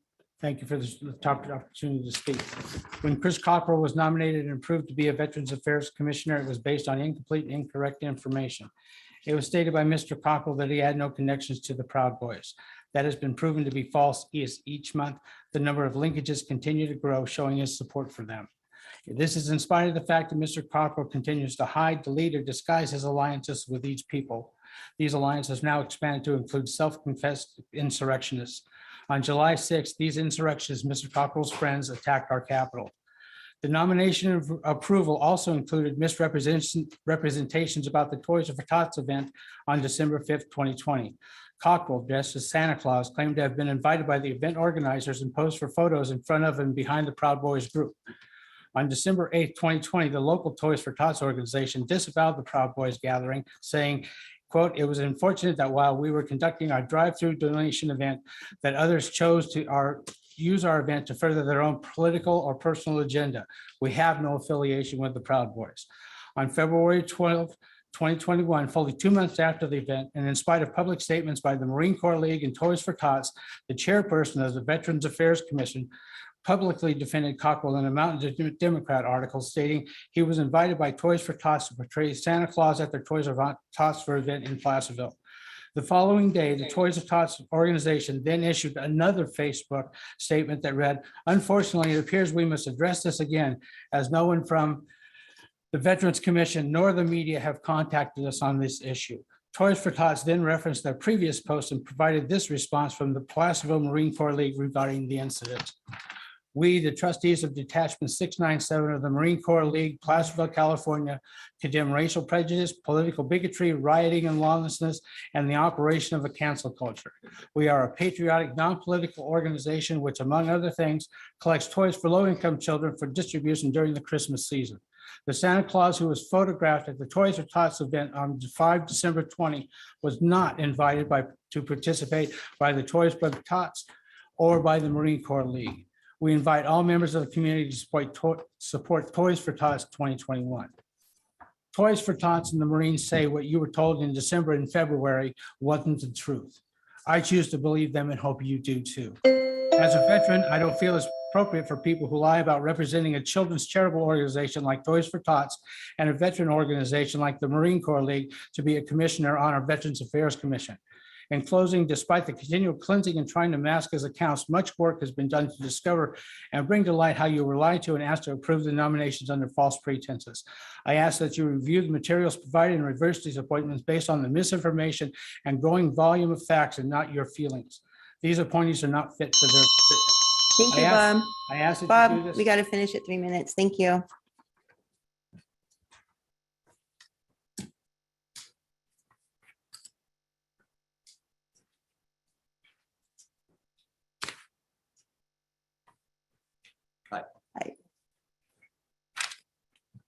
Good afternoon. My name is Larry Rolla. I reside in the historic town of Diamond Springs. I use the term historic on purpose because the town has been designated a historic town, and the designation is something that we're proud of and want to preserve. What does historic mean? Well, Webster's defines it as famous or important in history, or potentially so. I like to think of it as a quaint town, town charm, uniqueness, or character that brings delight. Looking at the plans we have for our historic town, I see high-density housing called Dorado Oaks that in one shot will forever change our town. With just that one development, we will see a 10% increase in the population of Diamond Springs. Traffic level of service will go from a C to an F rating.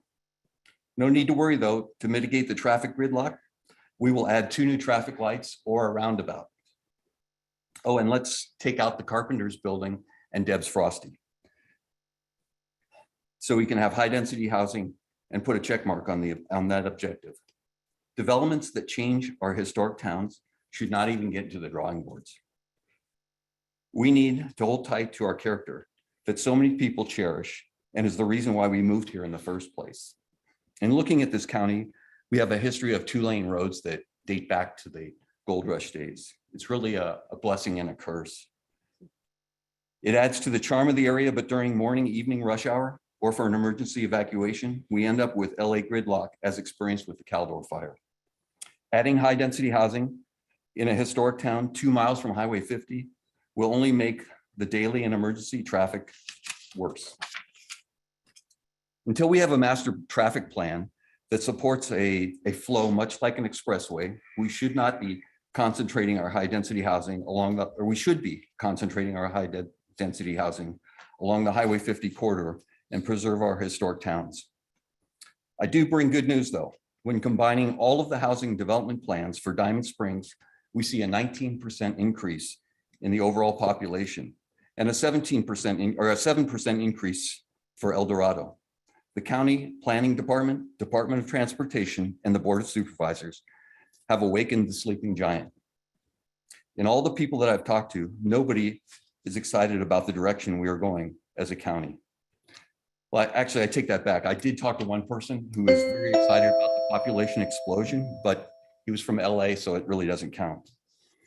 On March 30th, the Diamond Springs El Dorado Community Coalition will be meeting at El Dorado's Community Hall at 5:30. The Board of Supervisors is welcome to attend and get firsthand information on how the community feels about the direction we are going.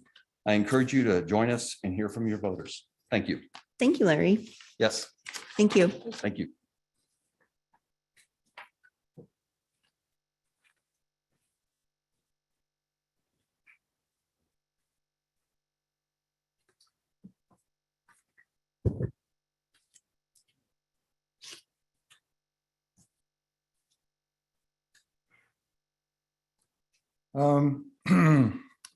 I'm Terry Case from District 3. I'm here today as a preliminary. I have been isolating in place, not at my home in El Dorado County, but at my daughter's home in Citrus Heights for the past couple of months on the advice of doctors at UC Davis Medical Center. And I'm just now starting to stick my head up and go to certain meetings. Since the pandemic started, I have been in touch with various people in state agencies in various states, not just California, Oregon, Washington, Wisconsin, also in Washington, DC, especially in Bethesda, Maryland, various government agencies having to do with the pandemic and other things that have been going on in our country, which includes some of the things referenced by the two gentlemen who just spoke. I have several properties in El Dorado County, which I expect to be selling off over the next several months. My legal residence, I'm keeping in El Dorado County until I'm estimating around about the end of October. So I'm kind of flitting around all over the place in California, Oregon, Washington, Montana on business. And I am working with started working with a couple of senior staff members in the California State Senate because I have experience in those kinds of areas. And here's the deal. I am down in Citrus Heights most of the time, but I have a longstanding interest in government, especially county government. I haven't, with three of you at least, I haven't ever gone into all the details, all the different kinds of things I've done, but I have worked at the multi-state regional county level. I've been a person who put on in-service training for people such as yourself who are, for example, fairly new to county government, like what's county government about and how does it work and how is it supposed to work? How's the state legislature supposed to work? My tenure, so to speak, in working in government was working with Senator Ray Johnson from Butte County, who was both a senator and an assemblyman, who was a moderate Republican from Chico, who's his son is now one of my best friends. He is a two-time helicopter gunship veteran of the Vietnam War. His name is Ray Johnson as well. Here's the deal. I am expecting to get through with my business and change my residence out of El Dorado County, but I also, this county is something of a home of mine. So I'm offering my help to any of you that want to have conversations about certain areas that I will explain in due course. And also Don Ashton and David Livingston. These have to do with the cross between public health, the biological sciences, natural resources sciences, environmental sciences, and the law and public policy. Because there's a lot of things at the county level that you don't know about how the state and the feds operate. Thank you, Terry. And there's been a lot of mixed signals. Thank you. So I can help clear a lot of Terry, that up. we're done. Thank you. Your 3 minutes is up.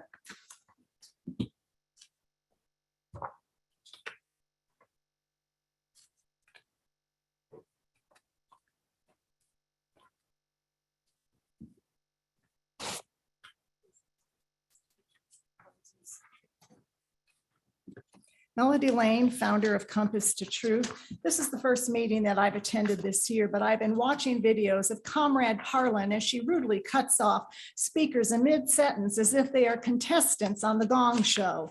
Not only is she in violation of the Brown Act rights of the public, she consistently demonstrates the hypocrisy of the EDC core values before you. Lori's censorship and abuse of the public trust is no different than Canada's President Trudeau, but more on that later. Let me begin by saying I'm a third-generation evangelical. I've been privileged to host conferences at my home in Coloma for artists, international speakers, politicians, missionaries, and evangelists from all over the globe. My family members are the founders of Calvary Chapel, the largest non-denominational church in America. Prior to retiring, I worked for Sacramento legislators, most notably Barbara Albee, who was the author of California's Megan's Law, and I still remain actively involved in Capitol Ministries. Yesterday, Registrar of Voters Bill O'Neill was the guest speaker at the taxpayers meeting.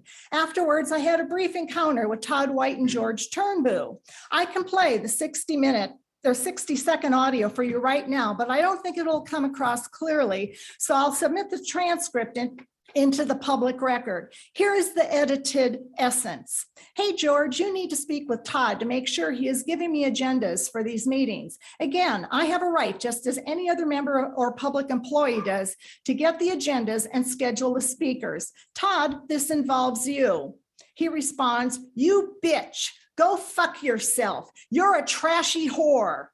Oh my gosh, did you hear that? Your public servant, supposedly a deacon in his church, just called me a whore, a piece of trash, and a bitch.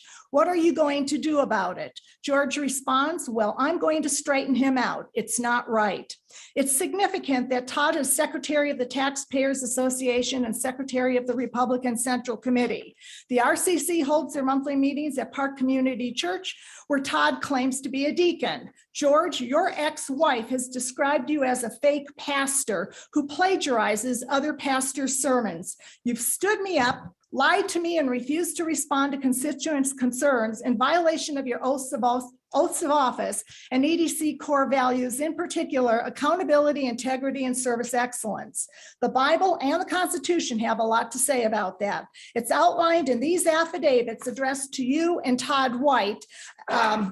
And unless you take immediate remedial action, you are aiding and abetting government corruption. I'm asking you again, as your sister in Christ, what specific action are you going to take pursuant to your oaths to remove Todd from office, or will it have to be resolved in court? This is not a rhetorical question. As per section 54954.2A of the Brown Act, I demand your public answer now while I'm at the podium.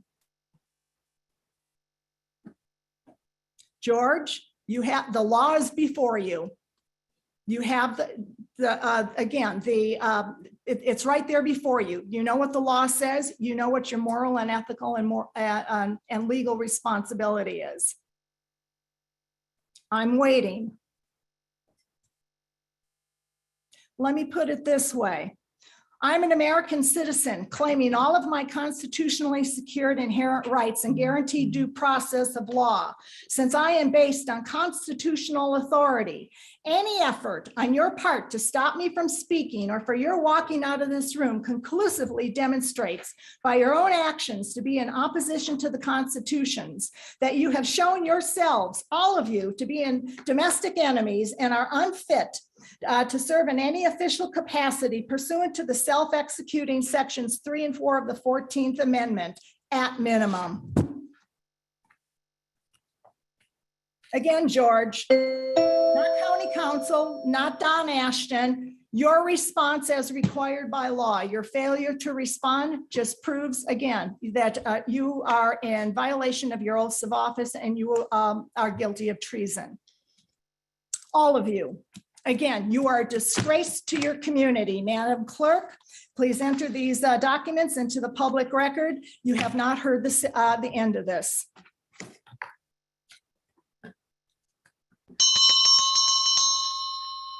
Thank you, Melody.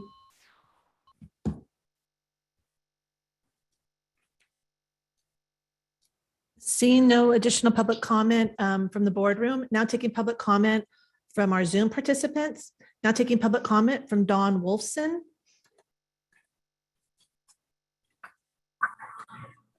Hi, Dawn Wolfson, Cameron Park. I would like to express support for the information that Mr. Connolly has presented and that the other veteran has presented. I'd like to state that in addition to that, Mr. Cockrell posted a video on his own Facebook of himself haranguing the principal of Buckeye School. I think this is conduct completely unbecoming of a county commissioner. I think that the behaviors of the other commissioners at the Veterans Affairs meetings was appalling.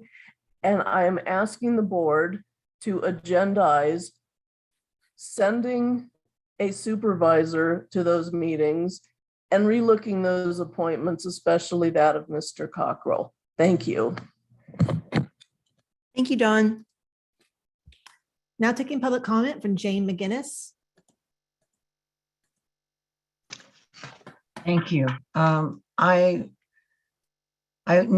found myself needing to respond on your behalf, if nothing else, to a letter to the editor from last Friday's paper. It was protesting the EDOC plan.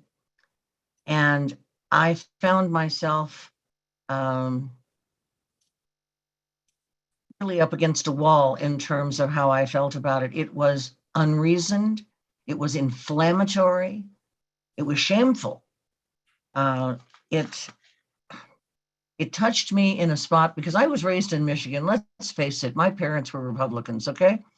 I have always voted on issues since I became an adult, but in all honesty, probably lean more on the side of voting Republican than Democrat when I look at those issues.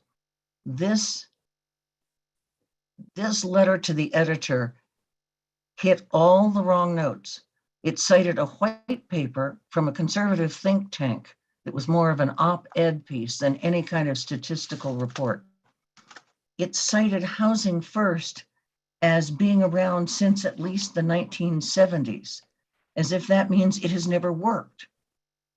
There was no understanding, there was no reference to the fact that we've had epidemic homelessness all across the country since the 1980s collapse of the federal mental health system. It is an ongoing problem. It will always be an ongoing problem.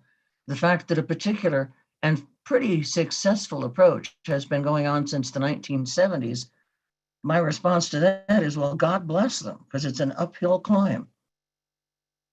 There was reference made to the fact that the goals of these perpetuators of Housing First is to make it come true locally by using government funds to purchase motels in Cameron Park and Placerville. Please, there are not enough hotel rooms in Cameron Park and Placerville combined to even touch the problem, the numbers of people on the Western Slope that desperately need services. The thing that I think disturbed me more than anything else was that it was a deliberate attempt at inflammatory writing. There was a comment made that the coalitions promoting Housing First use vulnerable groups. Now, note the tug at the heartstrings. Vulnerable groups such as homeless veterans and the mentally ill to publicly promote their projects. And then ended with, do you want to live next door to a group of homeless people who have no accountability of not doing drugs or gaining meaningful employment? Do you want these large populations next to your child's school or your mother's senior care facility? Please, the vandals are coming, the vandals are coming. Hide the women. Thank you, Jane. Thank you. Now taking public comment from Brian Chapman.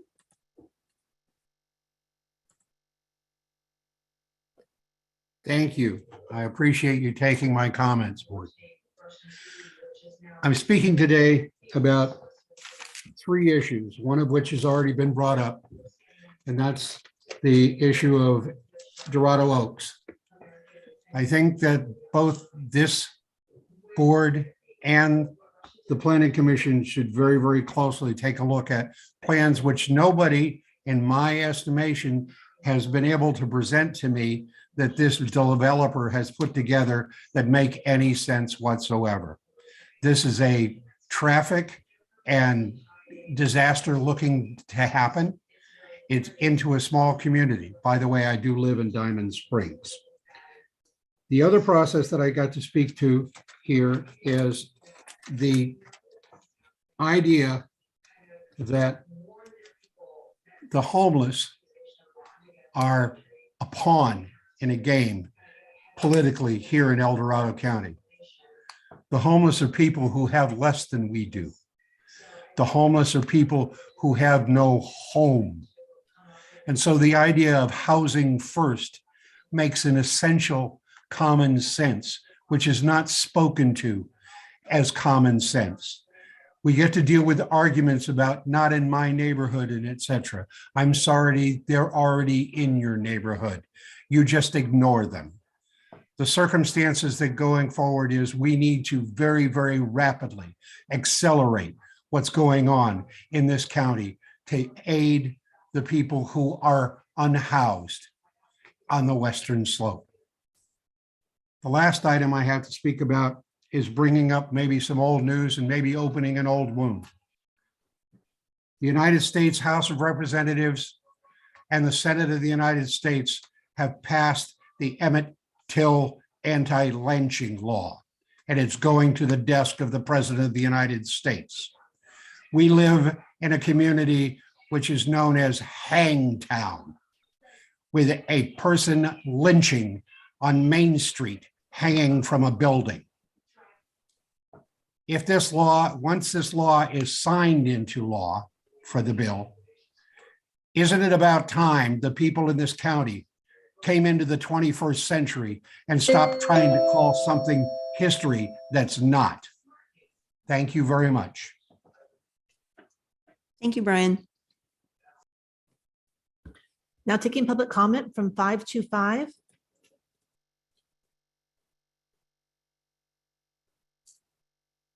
Can you please unmute yourself? Hi, this is Leo Bennett Koshan. I live in Shingle Springs. 70 years old and glad I'm not sitting in your seats listening to some of the things that are being thrown at you. And I'm sure that you've thought and discussed this, but you have workshops on good governance, and perhaps there needs to be a workshop on good citizenship to cover things like county government is hopefully nonpartisan, and that civil input from the public is crucial to reaching consensus. Throwing about words like treason and attacking people personally, in my experience, doesn't lead to good compromises that are in everybody's benefit. I'd like to emphasize and lend support to the comment concerning the homeless and continuing to implement the strategic plan and addressing those issues in cooperation with the two cities, and also urging you to, under the rubric of good governance, perhaps you need a policy when commissioners are using social media to spread divisiveness. They certainly have a right to free speech, but commissioners, in my opinion, don't have a right to the appointment you gave them if they're adding to the divisiveness in the community. And finally, I appreciated the previous caller talking about the divisiveness and pain that having a county seat with the nickname of Hangtown adds to so many people in El Dorado County. And again, hopefully that dialogue can continue in a way that gives us compromises and healing. Thank you for taking my input. Thank you, Leo. There's no additional public comment. Okay. Lots of comments. I don't think there was anything specific that, did you catch any, no direct questions there, anybody? Okay. And then with that, we have half an hour until our 2 o'clock item. So we are going to go back into closed session.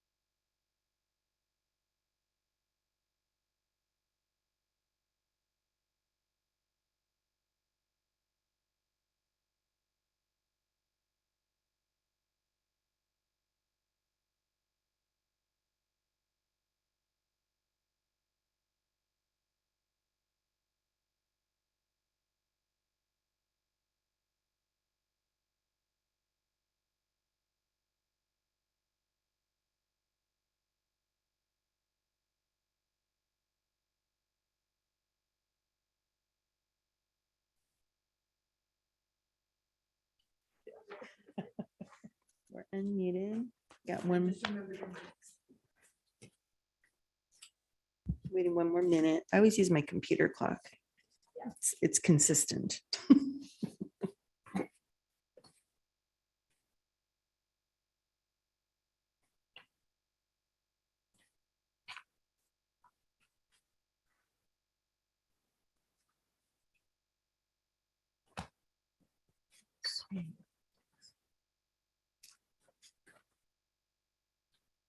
Okay, I've got 2:00 and we're reconvening from closed session. County Council, do we have anything to report out?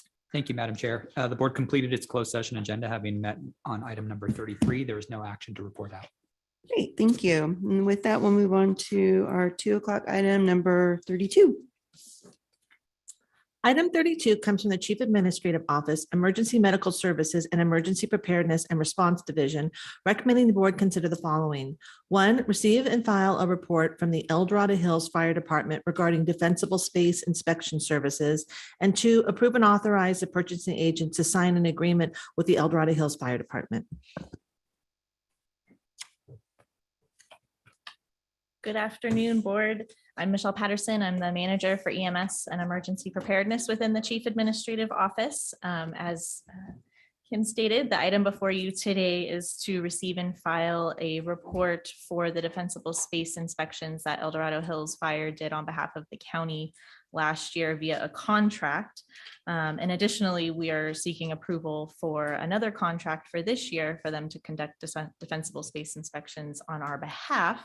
The board item in your packets says that the contract would be contingent on council approval, and thank you to the good work of our procurements and contracts division and county council. Council has approved that contract and it is in the hands of El Dorado Hills Fire at the moment. So at this time, I'd like to introduce Chief Maurice Johnson to provide you the presentation on the work that was conducted last year.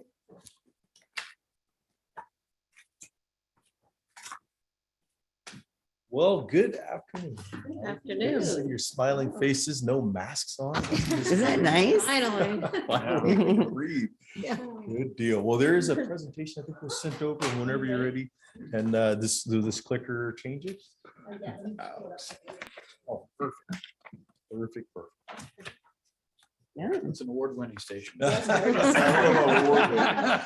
But Madam Chair, supervisors, and the CAO's office, my name is Maurice Johnson. I'm the fire chief of the El Dorado Hills and Rescue Fire Departments. I'm here today to give you a presentation on what we did with the county with respect to defensible space inspections in conjunction with your ordinance 5101. So I first have to say, I really appreciate the collaboration, the partnership with the county of El Dorado, as well as El Dorado Hills Fire Department. We've had great experiences working with Michelle and her staff and Sue and her staff. So I think I just want to highlight that. The other is that we also have my technical expert out in the audience, and that's Chief Ron Phillips out there. I'd like to say that I did all this, but it wasn't me, it was Ron. Ron backstops the program, so I wanted to highlight that, acknowledge him. So as we move through our program here, so the pictures that you see up here on the screen, this is what we want to avoid, obviously. And so the county started this ordinance some time ago. It's been a couple of years now. And so really we've worked together and trying to find ways to make sure that we can support you all in your mission to making sure these get done and making sure that we can avoid another Caldor, really. Unfortunately, the Caldor came after your ordinance was in, and I kind of wish this had happened 10 years ago. You kind of wonder where we would be, if that was already in place. At any rate, what you see right here on the screen is exactly what we're trying to avoid and trying to mitigate before it happens. So I'm going to give you a brief overview because I can look on the screen. So what we did in 2021 in the Rescue CEA, and the CEA is County Emphasis Area, is we inspected between July and December of 2021. We inspected 254 parcels, and they were inspected in that area for compliance with the County Ordinance 5101. 428 total inspections were performed, and there was a 77% were determined to be in compliance. And that's 77% of the total. That's where we got so far. That's not too bad. That's actually pretty good. And that's after, a few, in some cases, inspections, and others, very few were the first time. There are some folks that spent some time, energy, and effort. This is a little bit different than looking in some of the more developed areas where you have several homes close together and they just don't have these types of issues.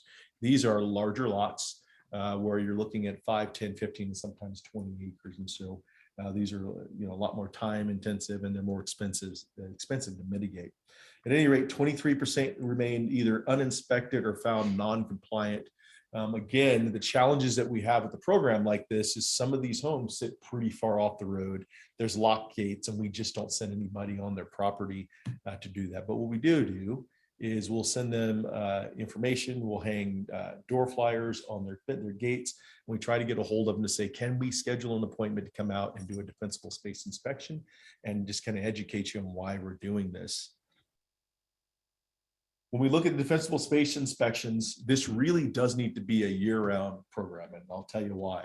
One is by the time we start, and so what we did last time is we started about January-ish, starting to hire our temporary defensible space inspectors. By the time we go through the process and we offer them a formal offer of employment, you're looking at about April. That's after backgrounds, medicals, and all of those. We're ready to start that program in May. We start our inspections, and you can imagine going out to a residence 1, 2, or 3 times. There's some time in between there. So now you're in the heat of the fire season. And clearly that's the time where now you really can't have any mitigating factors, because you don't want them running power equipment. You don't want them out there in those times. And so we're already behind the power curve. I am a huge advocate that we need to look at this as a year-round program, because as I've stated before, there's still some properties that we're still trying to help them get to that point. The other piece and why this needs to be a year-round program is that we need to do a lot of education in our county, because we haven't done this before. We haven't had an inspection. A lot of folks don't understand why we're doing it. We hear a lot about government overreach, and that just has to do with them not understanding what we're doing. We're actually there for their safety. So I'm a huge advocate for a year-round program, and we'd love to consider that here in the future. Increasing the community outreach and awareness in the CEAs prior to inspections. We do put signs out in certain neighborhoods that we'll be inspecting the next week. That has been helpful. We've got some phone calls back from that. We're going to step that up this year, and also probably put some videos together that we can send out on social media and target some of those areas so they know exactly what we're doing, exactly what we look at, the vehicles that we'll be driving, what our inspectors will look like when they're coming to their properties. That's going to be important for us. And then also we'll be tying in with the fire safe councils, as well as the individual fire agency or jurisdiction that we're working with. So that's kind of the plan. Those are the recommendations from the 2021 program. Enforcement of the county code on properties who refuse to cooperate. We have some of those, and those are challenging. I think that's part of the program that we do need to work on with the board of supervisors and figure out, well, what does that look like? If you have somebody that just flat out tells us, I'm not going to do it, where do we go with that? And so that's really up to the supervisors to find out, is there going to be some kind of appeal process? Is there what teeth do we have? How much do the supervisors want to do to get that person in compliance? And you're kind of between a rock and a hard spot, right? Because you might have someone who doesn't want to do it, but you have their neighbor that has done the work and they really want you to do it. So that we just need to talk about and figure out together. That's one of our recommendations. Most of the owners, I'd say by far, they've been pleasant. They're eager to tell on their neighbors sometime, but they are really, really good about, wow, when are you coming? What about this? And we do a lot of education on site once our inspectors are there. They'll do the inspection, but they'll talk about ground covering. They'll talk about hardening your home. And there'll be some follow-up questions and comments from that as well as we go out and do those inspections. So 2022 Defensible Space Program, 2 community workshops is included in what we have proposed. And so the CEAs or county emphasis areas this year will be back in rescue, as well as in Diamond Springs in kind of the Logtown area. I've talked to Chief Gallagher just recently to let him know that we'd be discussing this, and he was very, very supportive and had no issues with us doing inspections within their district. If we have some challenges out there, one of their engine companies will come out to assist us, just having our inspectors have an engine company present. They also invited us to go do the Fire Safe Council meetings, which is here in just a couple of days. So we'll be working with them on that. We'll inspect up to 150 El Dorado County vegetation management complaints. And so, as you know, the county will get complaints year round. So we'll inspect. Are your slides phone? Yeah, what's happening here is I'm trying to do two presentations at once. One for me, because my eyes aren't as good as they used to be. You can't see, but I'm doing real good here. Thank you, Chief. No, thank you. I wasn't paying attention. I'm like just listening. I'm so sorry. You're good. But we'll do those up to the 150 vegetation management complaints as well. And so those do come through year round, and we'll actually send an inspector out to take a look at those and come up with a plan from there. The CEA inspections in both Diamond Springs and Rescue, like we talked about, and then close coordination with El Dorado County, CAL FIRE, and the local fire districts. And in this case, it'll be Rescue and it'll be Diamond Springs El Dorado Fire District. And then they're both friendly, and we'll have a great partnership with them. As you see in here, it's kind of hard to see, but that just depicts one of the signs that we post in an area. It's got the EDH fire logo as well as a county logo. And we've talked about putting that agency logo on there as well. So we're working on that. And this is kind of an attention getter. As people drive back into their neighborhoods, they'll stop, they'll look at that, and they'll ask questions, which is great. Or they get prepared, which is also good for us. I'm going to click there. Click here. That best slide. Is best slide. Believe it or not, it was only 7 slides. Man, I stretched that out, didn't I? You're awesome. That's great. Is there any questions that I can answer? Anyone? No, it's pretty basic. I have Yeah, a go couple for it. questions. You've described what's going to happen this next year, but where do we go following this? Is there a rotational thing where we take on different areas and stuff? For instance, yes, in some of the fire districts that we know have a very difficult time in responding and stuff, I would think that would be an area that we'd really need to look at. I don't want to name the ones that I'm most concerned with, but how do we make sure this occurs across the broader county over a period of time? Right. Great question. So I think where we need to go from here is we continue to work with county staff on what those emphasis areas need to be, along with CAL FIRE. I know our wildfire resiliency group is doing a lot of great work. So we need to bring all that together. And then we probably need to look at the county as a whole, and we'll identify what those different CEA areas are. Our biggest concern is going into a CEA 1 year and then not going back for 5 years. Right. So we'd like to go in there, educate, do the inspection, and then we'll move to a different area, but we'll still have those touchbacks. Maybe we look at a self-certification program in the off years, and then we go back for a hard inspection. Lots of things to talk about. The other thing is this program on a temporary basis is extremely challenging to manage, because when you talk about having temporary limited term employees, it's hard enough to hire full-time employees, let alone these temporary limited term employees. So we have to look at something more long-term. As for other agencies and kind of getting them involved, they just don't have the personnel or the infrastructure. We're fortunate to have somebody like Ron that can manage that program for us. But long-term, I think a few things that I would recommend: has to be a year-round program, period. This is a massive, massive project, and we're only chipping at a very small piece of it. So, we'll have up to 4 inspectors, I think, in the field, and honestly, we could probably have 20. That's just the work, especially since there hasn't been a lot of education on this topic for years and years. We have to establish that this is what it's about. This is what it is. Here's what we're going to do. This is why we do it. And I think we can't lose that recent history, or recent memory, if you will, of the Caldor fire. So I think we need to focus on that. One of the things that's often asked, of me is, well, why is El Dorado Hills doing this outside of El Dorado Hills? And that might be one of your questions, right? And I'll tell you, it's simply because we believe in this mission. El Dorado Hills has had a vegetation management program for a number of years, as has Cameron Park. And it's part of making our entire county safe. We have the expertise, we have the equipment, we have the knowledge. Why would we not support that mission? The county ordinance applies to El Dorado Hills as well. And so it makes sense for us to pair both of our program up along with the county program. We do about 3,500 inspections vacant properties right now in El Dorado Hills. So it makes sense for us to put those two together to do something collaboratively with the county to spread that as much as we can, as far as we can. So final question, you may not be able to answer this, but is CAL FIRE stepping up their inspection program, given the Caldor experience and stuff? Is there any new staffing, new funding? Are we going to get more coverage when we look at the total of what this contract would cover plus the state's inspections? I really can't speak to CAL FIRE. That's obviously probably a question more appropriate for them. I can tell you that I know that Chief Phillips has conversations with CAL FIRE. They're very much involved and engaged in it. But I can't speak to that specifically on what they're doing on their program. Right, understand. Thank you. You know, well, I got to thank you for reaching out, working with the fire safety councils, because it's very, very critical and stuff.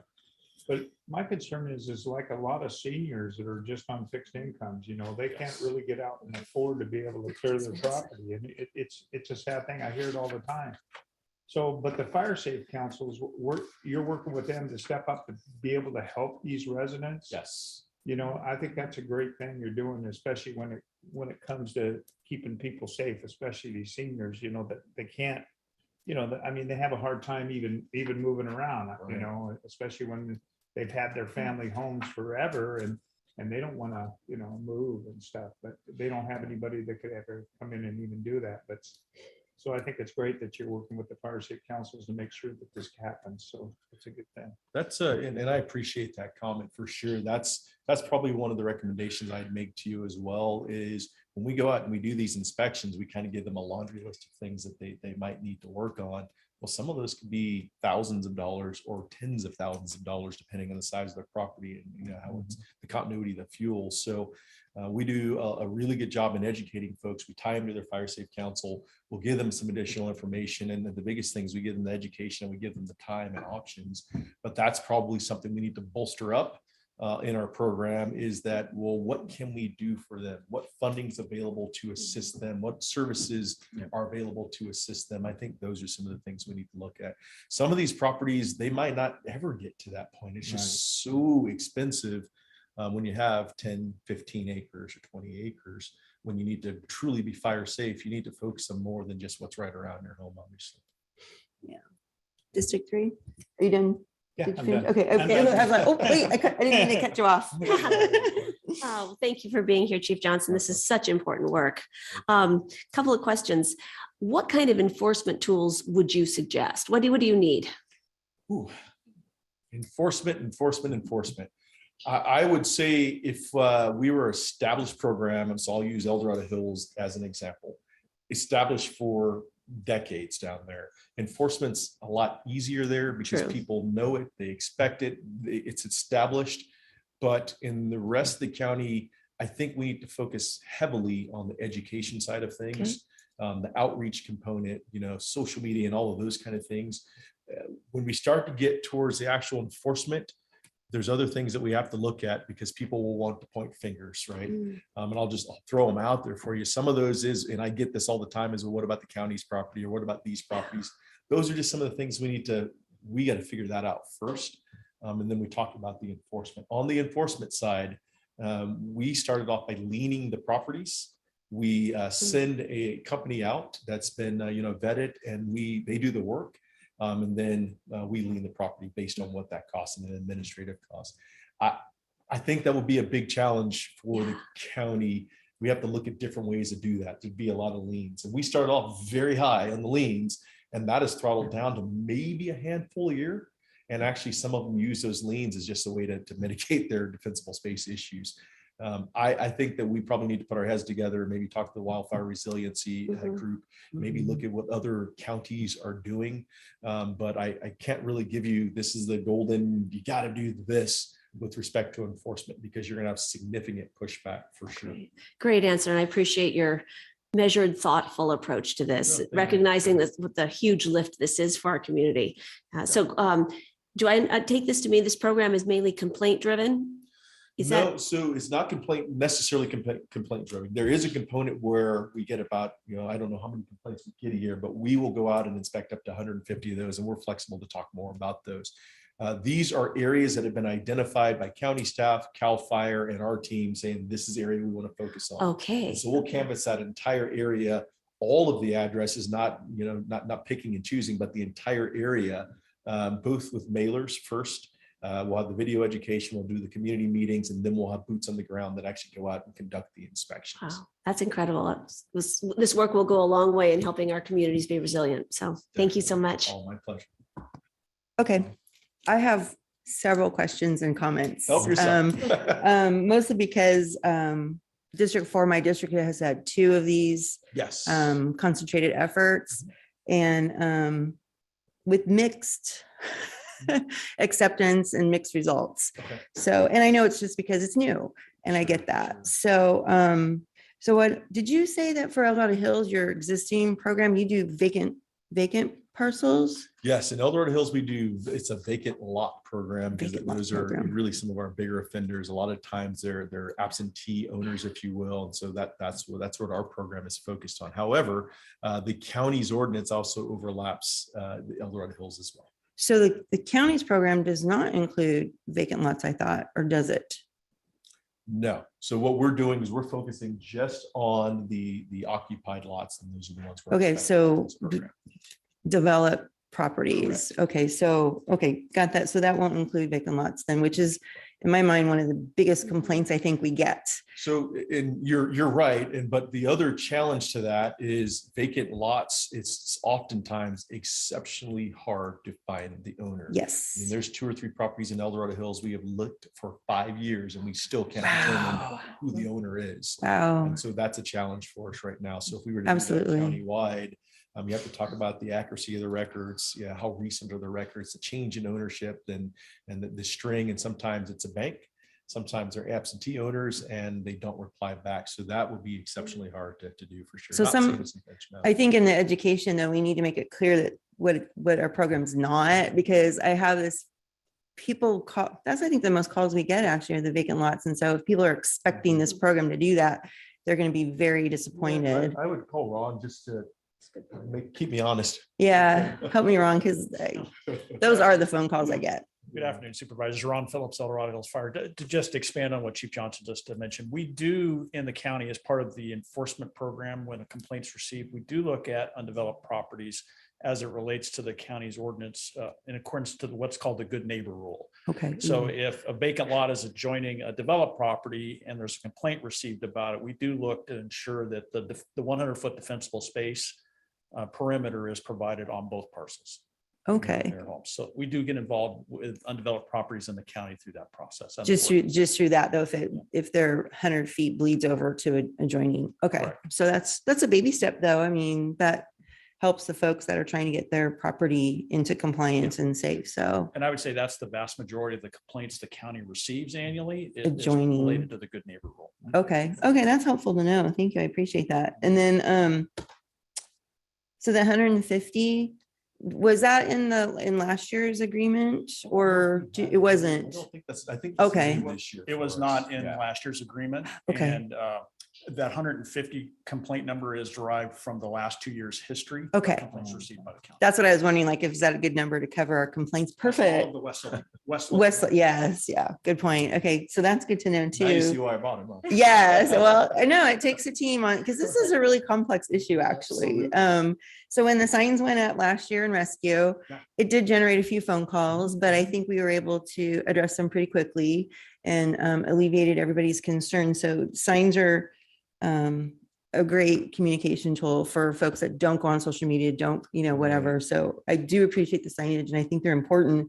You mentioned videos. Yes. Do you have a thought yet on how they're going to be targeted? Because in my mind, I try to send some defensible Sure. safe stuff in my newsletter, but they're getting stale because it's the Cal Fire, same diagram. And I'm just wondering, as part of the county effort, could we have something that speaks to our county specifically? You know what I mean? Yeah, Is so that that's exactly what we're talking about so this would be new content. This wouldn't be something that's used in El Dorado Hills. So if we're in Pollock Pines next year or wherever the area is, it would be specifically geared towards that area. Some of that will be stock and file footage that talks Sure. probably some of the caliber footage and those kind of things, but really is to be an eye opener, is to be a conversation opener, if you will, for folks to understand, here's a threat, here's what we're doing, here's how we're going to do it. So it'll be Right. specific to those individual areas. And then I'm just curious, because I want to go beyond CAO.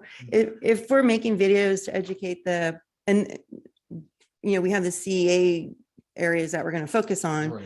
can we make them like, I'm just going to make this up. Like if I asked Chief Brown in Georgetown to make a video while you guys are making videos to address his community, because they're not going to be one of the target areas, but yet we really want everybody to start looking at this all the time year round. Can we package that in, or do you need an additional contract or? I think certainly there's an additional cost because we have a cost to having that built for us. Sure. So it's not Ron and I out there with the video camera. We actually have a professional company that puts these videos. That's what I was wondering. Okay. Yeah, I love that concept and where you're going with that, because the way I see it is this might be the CEA this year, but let's Right. talk about where it's going to be next year. Right. Start to get that video information out, and so people get ready. They have some time to get their properties ready. I'd love to talk about, well, what does it look like the next few years? One of the things we want to bring to you is looking at something more long-term. Then we can come up with a plan and say, here's the next 3 years, and those videos are forward. Some of the meetings might even be forward. We can talk to the fire safe councils in advance, and they can start pushing that information out. So by the time we actually get to do the inspections, they already have knowledge. I love that concept. Okay. And just remember, we all have our social media and newsletters that we will share anything that you want to get out there. And you just mentioned fire safe councils. So my question was going to be, how are you talking to them? So yeah. Yep, absolutely. Yeah, they're a piece of the puzzle. And then I'm really looking forward to what I'm putting a lot of pressure on this fire resiliency working group because it keeps popping up in conversations, but to see what, because I'm on an ad hoc wildfire resiliency group with our CRC also. And we were looking at what some other counties do. And geez, every county does something different. But there are some counties that already have countywide programs, and it'd be interesting to see how they got that going and off the ground. Sure.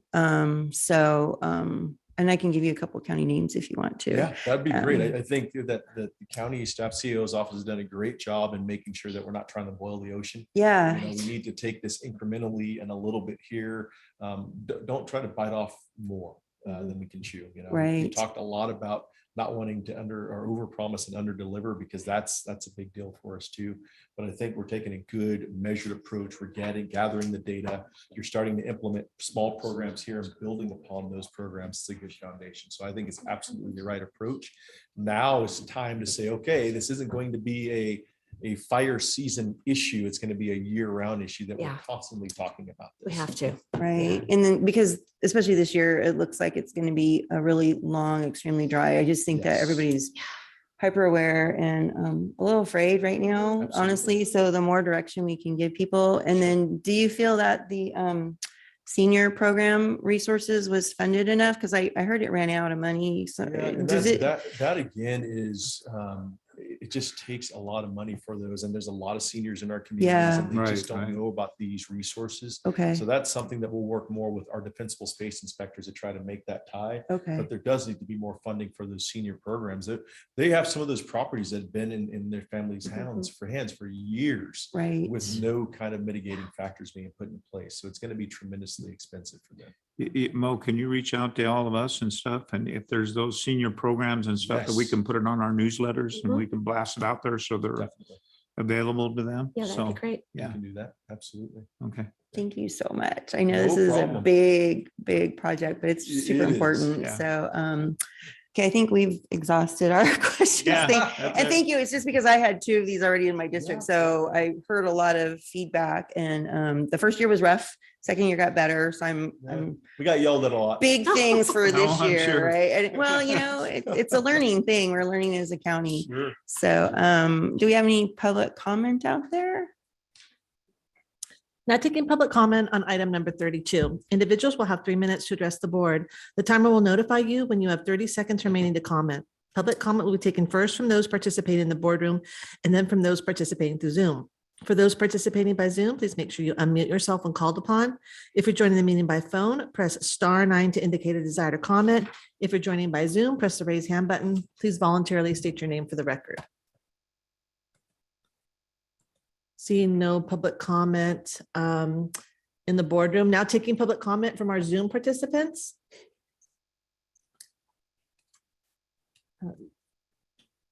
Pardon me? Oh, okay. Oh, Come up, Terry. You didn't hear, we called on the room. Come on up. I'm sorry. You're okay. You're okay. Well, I'm not moving very fast. I'm going deaf, so. As it happens, I just met Chief, what's his name? Johnson, right here? Yeah. I've heard good things about him, and I wanted to say that. The whole thing of fire responses and so forth and so on was one of the areas that I worked in, but first I wanted to comment on something in general that has to do with things that he is related to, and some of the problems that have been growing in government at the national level, but especially in California and in county and municipal government in California. Back when I was working at the national level, all kinds of problems, I specifically avoided coming to California unless I had to, somebody put a gun to my head. And the reason for that is that California at all levels of government is a state where everybody is at dagger points. Everybody's arguing about something. And usually the things they're arguing about are not matters of real substance. I'll give an example, the whole thing about the masks on the pandemic. The message that got communicated out to the general public was incorrect. Let's be polite about it. It goes on from there, and it got blown up way out of proportion. You had all kinds of debates and people getting really upset and angry. If you're going to run government, there's something that you need to do as elected officials. Sometimes it may find it helpful. And this is a problem. It's a problem with everybody. It's a problem that human beings have. You have hearings. But when you're at a hearing, are you listening? And most important, are you really listening to some of the comments from people who are saying things that you don't necessarily like? Because in my experience, usually there's some kernel of fact in there that you do need to pay attention to. And you can defuse the situation if you can do something relatively simple by one of you, for example, going to that person after they have a conniption fit up here at the podium, and going to them quietly afterwards and say, can we have a meeting and discuss in detail what you're upset about? The simple act of listening and really listening, not just being polite and going through the motions, but really listening with sympathetic ear is essential.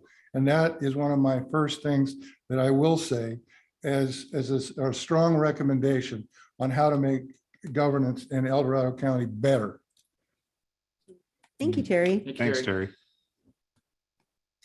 I'm seeing no additional public comment in the boardroom. Now taking public comment from Zoom participants.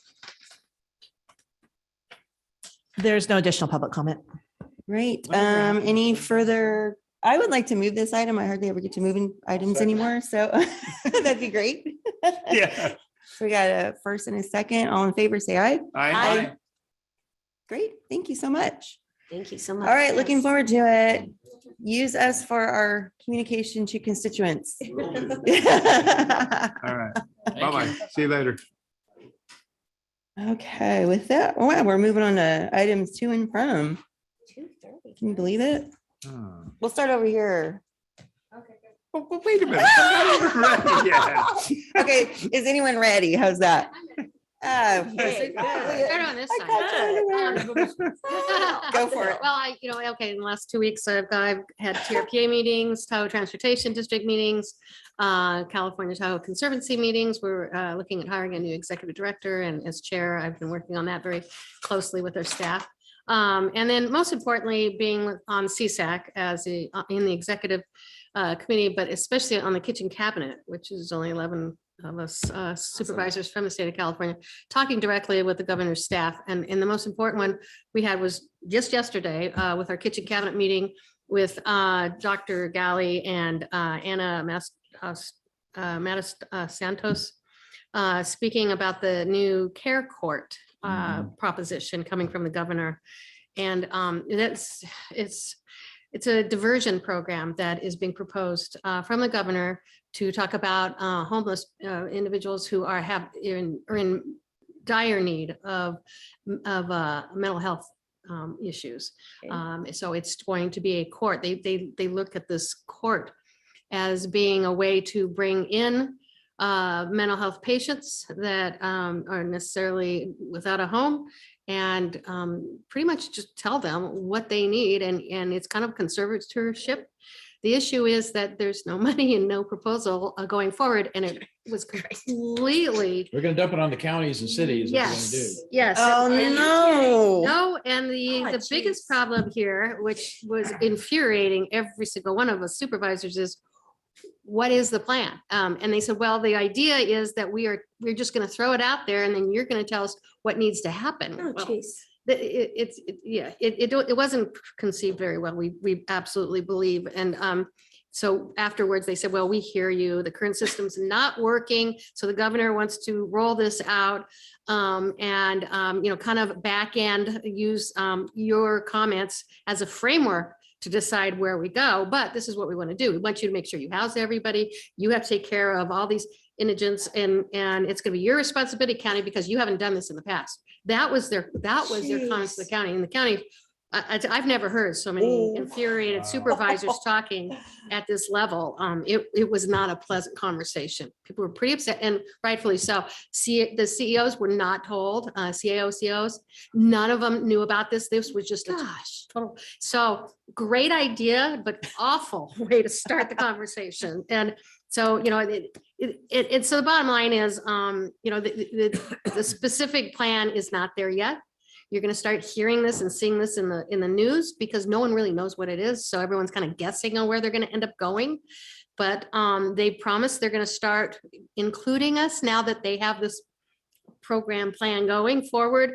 But I mean, I've got 4 pages of notes if anyone wants to specifically go with me and have conversation. But bottom line is, it's not exclusively a homeless issue. This is about mental health. This is a mental health issue. We know it's a problem. We know that there's issues. A lot of that has been thrown onto the county as the public health provider, but yet we are not given the ability to do much. My idea that I made back to them is, why don't we do something regionally? This is what we're doing up in Tahoe is when there's an issue, we know any one jurisdiction does not have the ability to create a whole new transportation plan. Say this is an issue we're having up there.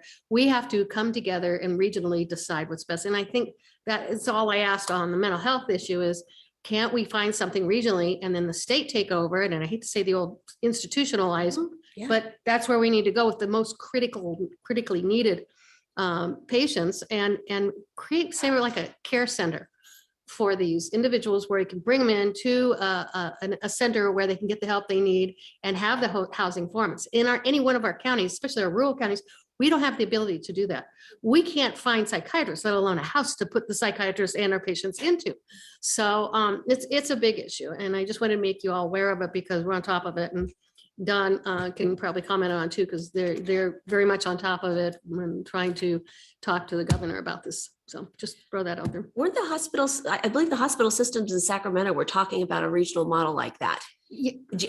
Are those part of your conversations and dialogue? Not yet, because this was not proposed. This was not a proposal from them. Their proposal was, here, county, you take care of it all. So glad you're in there. So glad you're in there. Well, it was a shock to hear this proposal, I'll tell you that. So, but thank you. Yeah. More to come. Okay. All right. District 1, you ready? Yeah, certainly. So going back to Wednesday, February the 23rd, we had our monthly LAFCO meeting. The good news is we've hired an assistant policy analyst. So that allows us to move forward with more planning and that sort of detail in terms of what we can complete before the end of the fiscal year.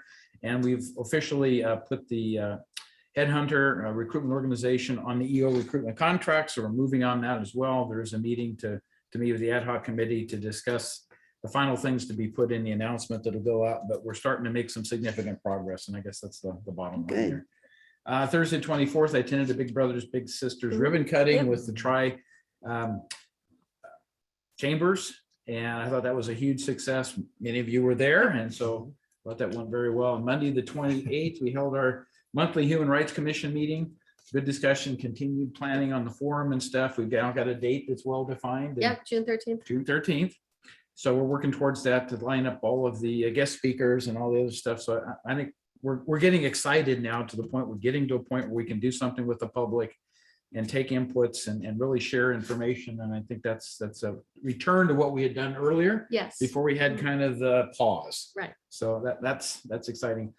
Tuesday, March 1st, I met with Jeff Short of BIA, had a discussion with him about some of the things they have done, including he sent me a report that went to Sacramento County on a financial analysis done by Economic and Planning Systems that I want to better understand, but it talks about the economic impact of fee raising and what that does to, discourage affordable housing. And, it gets back into the whole discussion with what the state's doing is oftentimes counter to what we're trying to accomplish. And the whole thing just kind of gets bottlenecked because all the constraints that are put in there. So then I also attended the EMS ad hoc committee meeting with Lori. So we had good discussions on the progress that's being made there. Wednesday, March 2nd, El Dorado Hills Chamber hosted a meeting that they discussed 2022 labor laws. And the bottom line there is there's a lot of changes in labor laws coming again.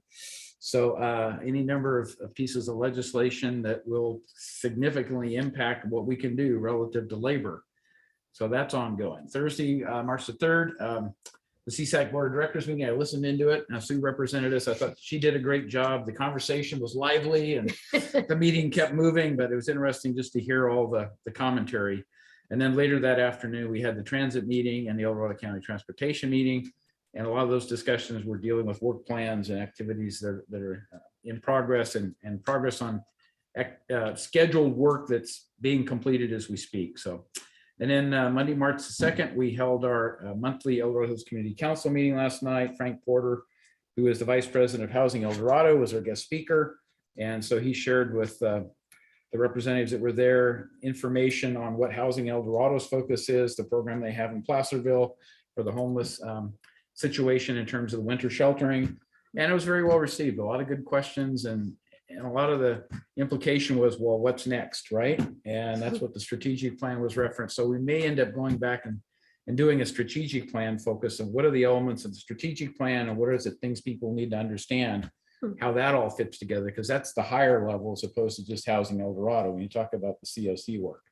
So, but anyway, very, very interesting meeting and a lot of good discussion. So that's Okay. it. All right, bunch of constituents meetings, but let me give you the highlights.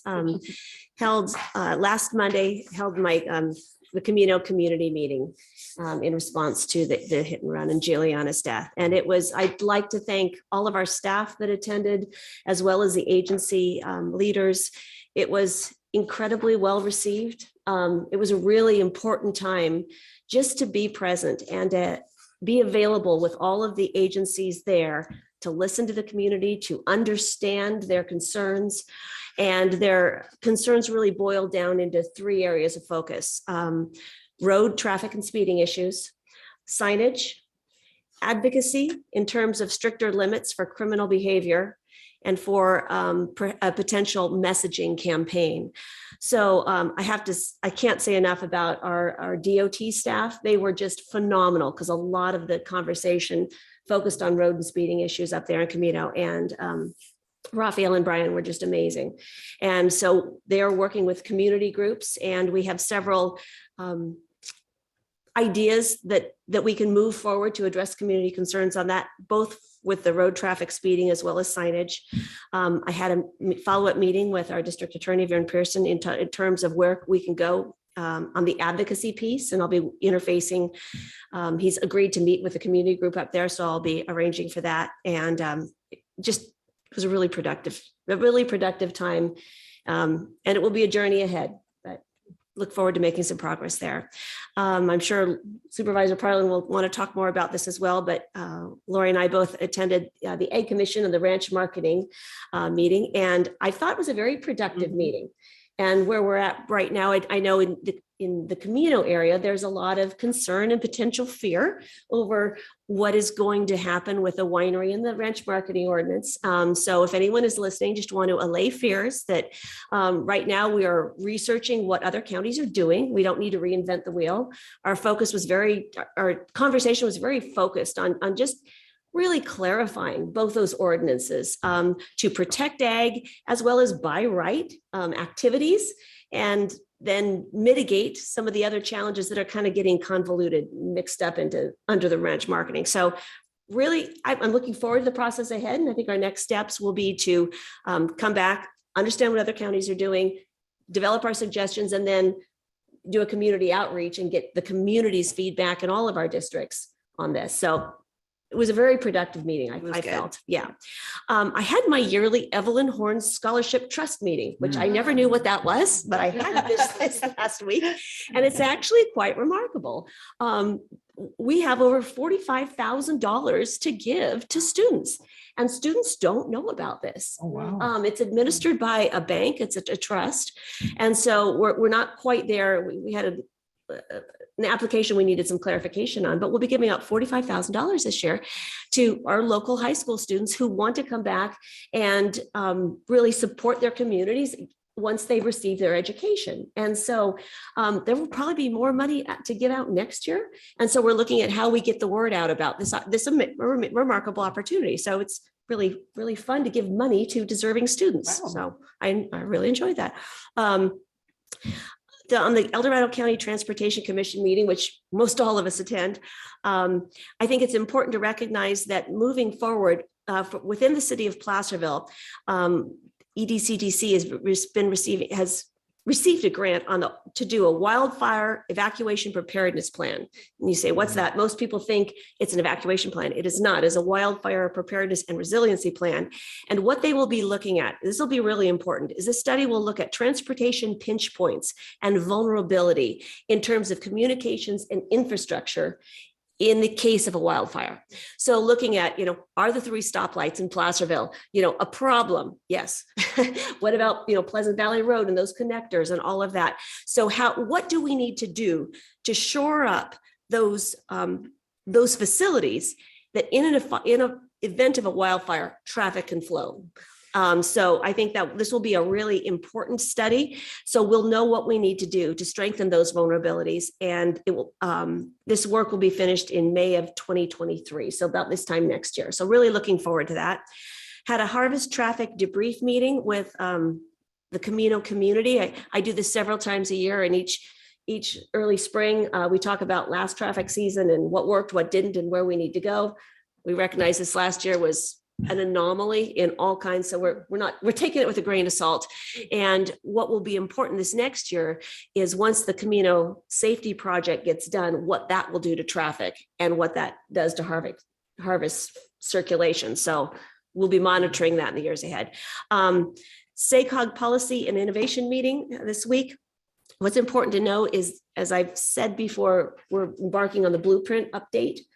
And so over the next 3 to 4 months, SACOG staff will be engaging with our county staff to look at the projections or on land use and growth. Do they meet our local assumptions? So they'll be engaging with staff on that.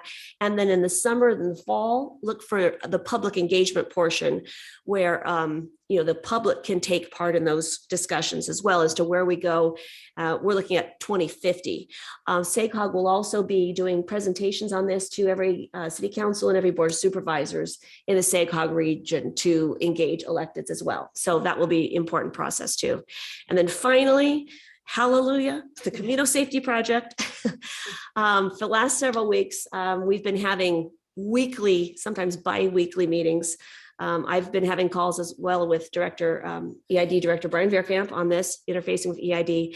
And this morning before our board meeting, we had an all hands on deck, come to Jesus meeting with Caltrans, county staff, EDCDC, EID, and I believe we found a way forward. And so this was a major accomplishment this morning in finding a work plan we all can agree on to have access open before the harvest traffic season this year. And so major achievement today. So we're just finalizing all the details, but I have to say just immense gratitude to our county staff, to the El Dorado County Transportation Commission, Woody, to Caltrans, to EID, to all the partners who really have laid down their swords and come together in the spirit of collaboration to make this work. It's been a really heavy lift, and I think we're there. So hallelujah. Yay. With that, I'm done. Very good. And now you ready? Now I'm ready. I put you on the spot Okay. there. Wednesday, the 23rd, I went to Mrs. Cecilia Hill's funeral. Cecilia Hill was very, very active in our county, and it goes back a long time. Their family does. Well, I'm related to her. So anyway, but you're talking about Seymour. Well, yeah, everybody. Well, anyway, Seymour Hill, the old Hill Hotel that was in El Dorado for decades and stuff back in the 1800s. Yeah, up until 1930, I think or 53 when it burnt down is what it was. So she was very active. She lived till she was 97 years old. She had a long, glorious life. She really did. She's a great lady, sweet person. Anyway, I had a community action council meeting.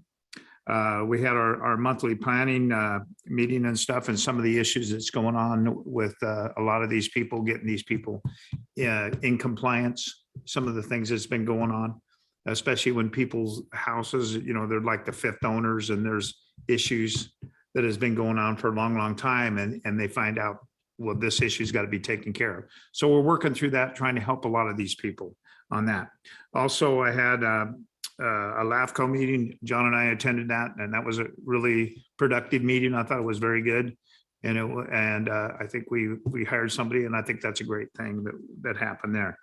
Had a on Thursday, we had a biomass meeting and stuff. And we had Greg Stanton was there, and a lot of the players, and we had also PG&E there and SMUD and some of the ideas that they're going to bring, and they're all for it and supporting this. So this is going to be a great thing for our county, especially when we got them on board. And I had a meeting with Bill O'Neill at 12 o'clock. Remember lunch? Lori joined us. That's right. Yeah, it was kind of interesting anyway. But anyway, it was a good meeting with him. Then we had I had a surveyor meeting at 1 o'clock, 1:15 actually, and that went over some of the ideas and stuff that they're doing. Then we had that Big Brothers and Big Sisters ribbon cutting, which all four of us were there. So it was a great But we event. did I not mean, there was a talk lot business. of people We did there not. in that little small building. So anyway, also we had Lori and I on Friday, we had a meeting with Todd Stanley, and Lori joined me and stuff, some of the issues with the insurance. And he brought some things that maybe we could work on. And so anyway, that was a real neat, good meeting, very good meeting. And then Monday, I had a meeting with Laura Brettbaum, and it was a good meeting. It really was. And finding out what the chamber and some of the supports that they want to support us, especially with the Caldor fire. So had a meeting with, let's see, hang on just a minute, with CAO. I had a meeting with Gary Dietrich, some of the ideas he wants to bring to our county on especially trying to get the individual assistance. Had a meeting with John DeAugustini on Tuesday. Some of the things that John was talking about, that went really well.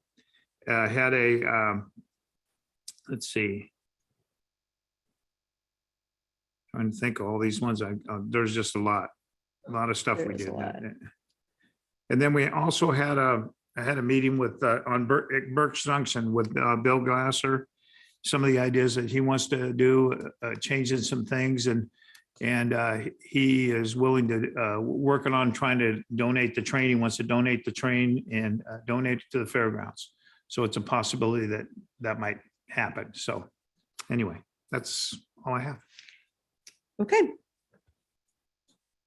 Let's see. On Wednesday, the 23rd, I had a virtual public meeting with public health and brainstorming ideas on promoting public health in the county. Yeah, I think everybody was having those, but I really appreciated that, and looking forward to the follow-up conversation. I think that the first conversation was just to get the ball rolling and kind of get ideas, and there's a lot going on there. So I love to brainstorm. And then that afternoon, I had the virtual cemetery advisory committee meeting.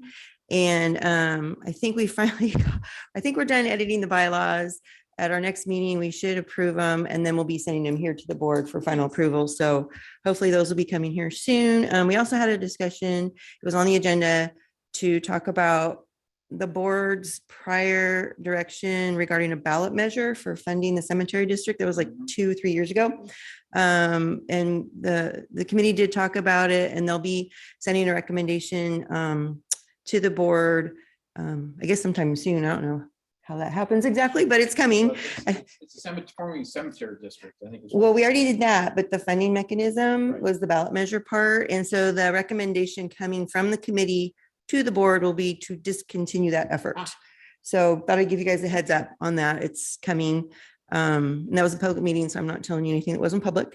And then on Thursday, the 24th, we had a Golden Sierra Job Training Agency. It was a joint meeting with the governing board and the workforce board executive committee. And we officially appointed Kyle Zimmelman from our economic development group to the workforce board. So that was very exciting. We had a really good conversation about the need for, improving workforce. Everybody's talking about that. So I'm going to be having a follow-up meeting with the chair of the workforce board, and we're planning on going over to our junior college to look at that effort kind of got waylaid the last few years. So he wanted to reinvigorate that. And I said, I'll go with you. So I'm going to head out for that. Ranch marketing supervisor Thomas, you nailed it. So it was great. Looking forward to it. I got some follow-up tasks to do, but it's all good. And then Supervisor Hydall and we attended the Foothill Interfaith Collaborative meeting.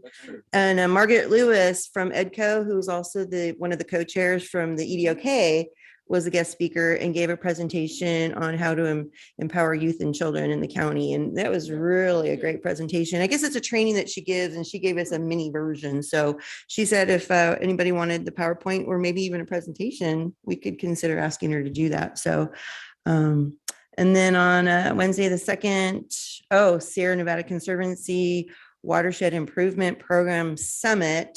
So it's just basically, it was mostly just presentations. But what I really liked was that all of the presenters were finally all saying that there's an urgent need, because in the past they've been kind of hemming and hawing, and they're all saying the same thing now. It's like forest management, fuels reduction. And we're all going, yeah, we knew that, but whatever. So they're at least all talking the same language. That was encouraging. Then the next morning on Thursday, the 3rd, we had our Sierra Nevada Conservancy governing board meeting. We approved several projects, but I wanted to just mention that we approved a new set of guidelines for vibrant recreation and tourism, and then a strategic land conservation grant programs. And I felt that the vibrant recreation and tourism one could maybe apply to several projects that are happening in our county. So as soon as those guidelines are published for grants, I'll make sure everybody gets that, because sounds like a good opportunity. It's basically money from the state that going through the conservancy and all that. So that was kind of exciting. And then the last thing really that's noteworthy was I did finally get my follow-up meeting with our PG&E government liaison. He stopped by yesterday about the microgrids. And I told him, I said, we've got to get going on that. So our air quality staff is ready to rock and roll and help with that permit process. And I think they're having a meeting later this week with PG&E and AQMD here. We may have to get CARB involved. I'm hoping we don't. But we'll see. So I just want to let you know, Supervisor Novosel, because you were in on that conversation too. And all the counties are trying to get this going. So, and I know the Georgetown community was like going, why wasn't that working? I go, I've been trying. So still trying to get that going. Yeah, exactly. So those are the most noteworthy things, I think. And then CAO. Thank you, Madam Chair. In regards to the program Supervisor Novosel talked about, she nailed it. The only thing I'll add is the county behavioral health directors were also caught completely off guard. Oh my gosh. I think we first started hearing about it Thursday when it hit the news channels, and then Supervisor Novosel texted me and said, do you know anything about this? I texted HHSA, none of us had heard of it. So just wanted to add that piece as well. They didn't tell the courts either. They didn't tell the courts. Oh my gosh. No one had. Caldor update is attached. So the board is aware, on the April 5th meeting, we have an item scheduled to have a formal update on Caldor recovery efforts from staff. That'll take about 30 to 45 minutes, we anticipate at this point. So you're aware that is coming. Another significant item coming on March 22nd is a discussion on our strategic plan priorities and update, as well as the fire resiliency working group, which I know a lot of you have been waiting patiently for. So we appreciate that for sure. Now that the COVID numbers are going down, everyone's starting to meet in person again, which is great, but that means requests to go speak to different things, which is fun as well. I don't believe Supervisor Parlin mentioned it, but I went with her to speak at the Georgetown Rotary Yes, 2 weeks yes, we ago. did. And that's always fun up there. It's a fun night talking to them.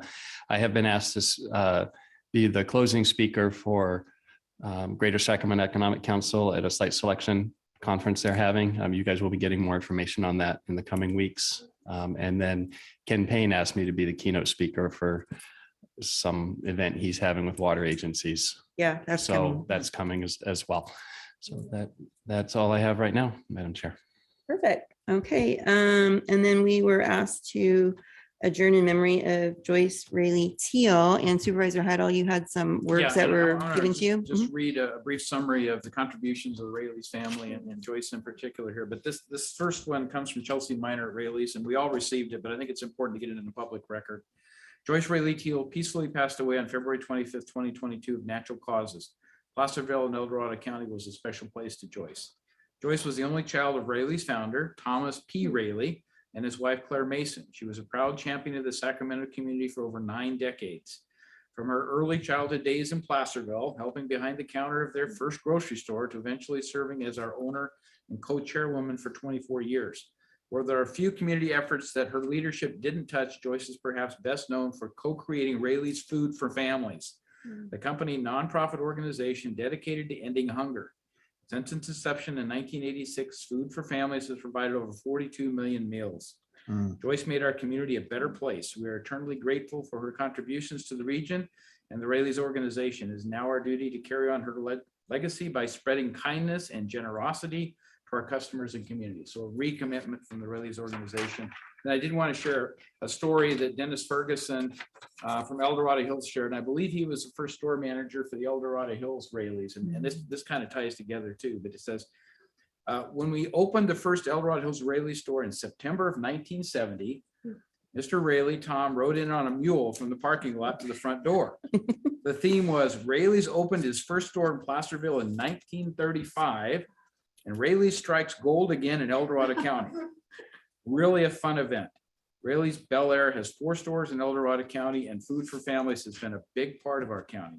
This program was put in place by Joyce Rayleigh Teal and Chuck Collings, past president and CEO. Every penny donated went for food, nothing else. I always shared that when Joyce came to the main office, Rayleigh's gained a heart, and it's all caps. She lived that every day. So Very great nice. way, I think, to tribute a great lady and a great family, and Rayleigh's legend lives on. Yes, it does. Very good. Well, thank you for that. And I think we will adjourn, and it says 3:01. We almost made 3 o'clock. Good job, everyone. Thank you so much. Good. Nice.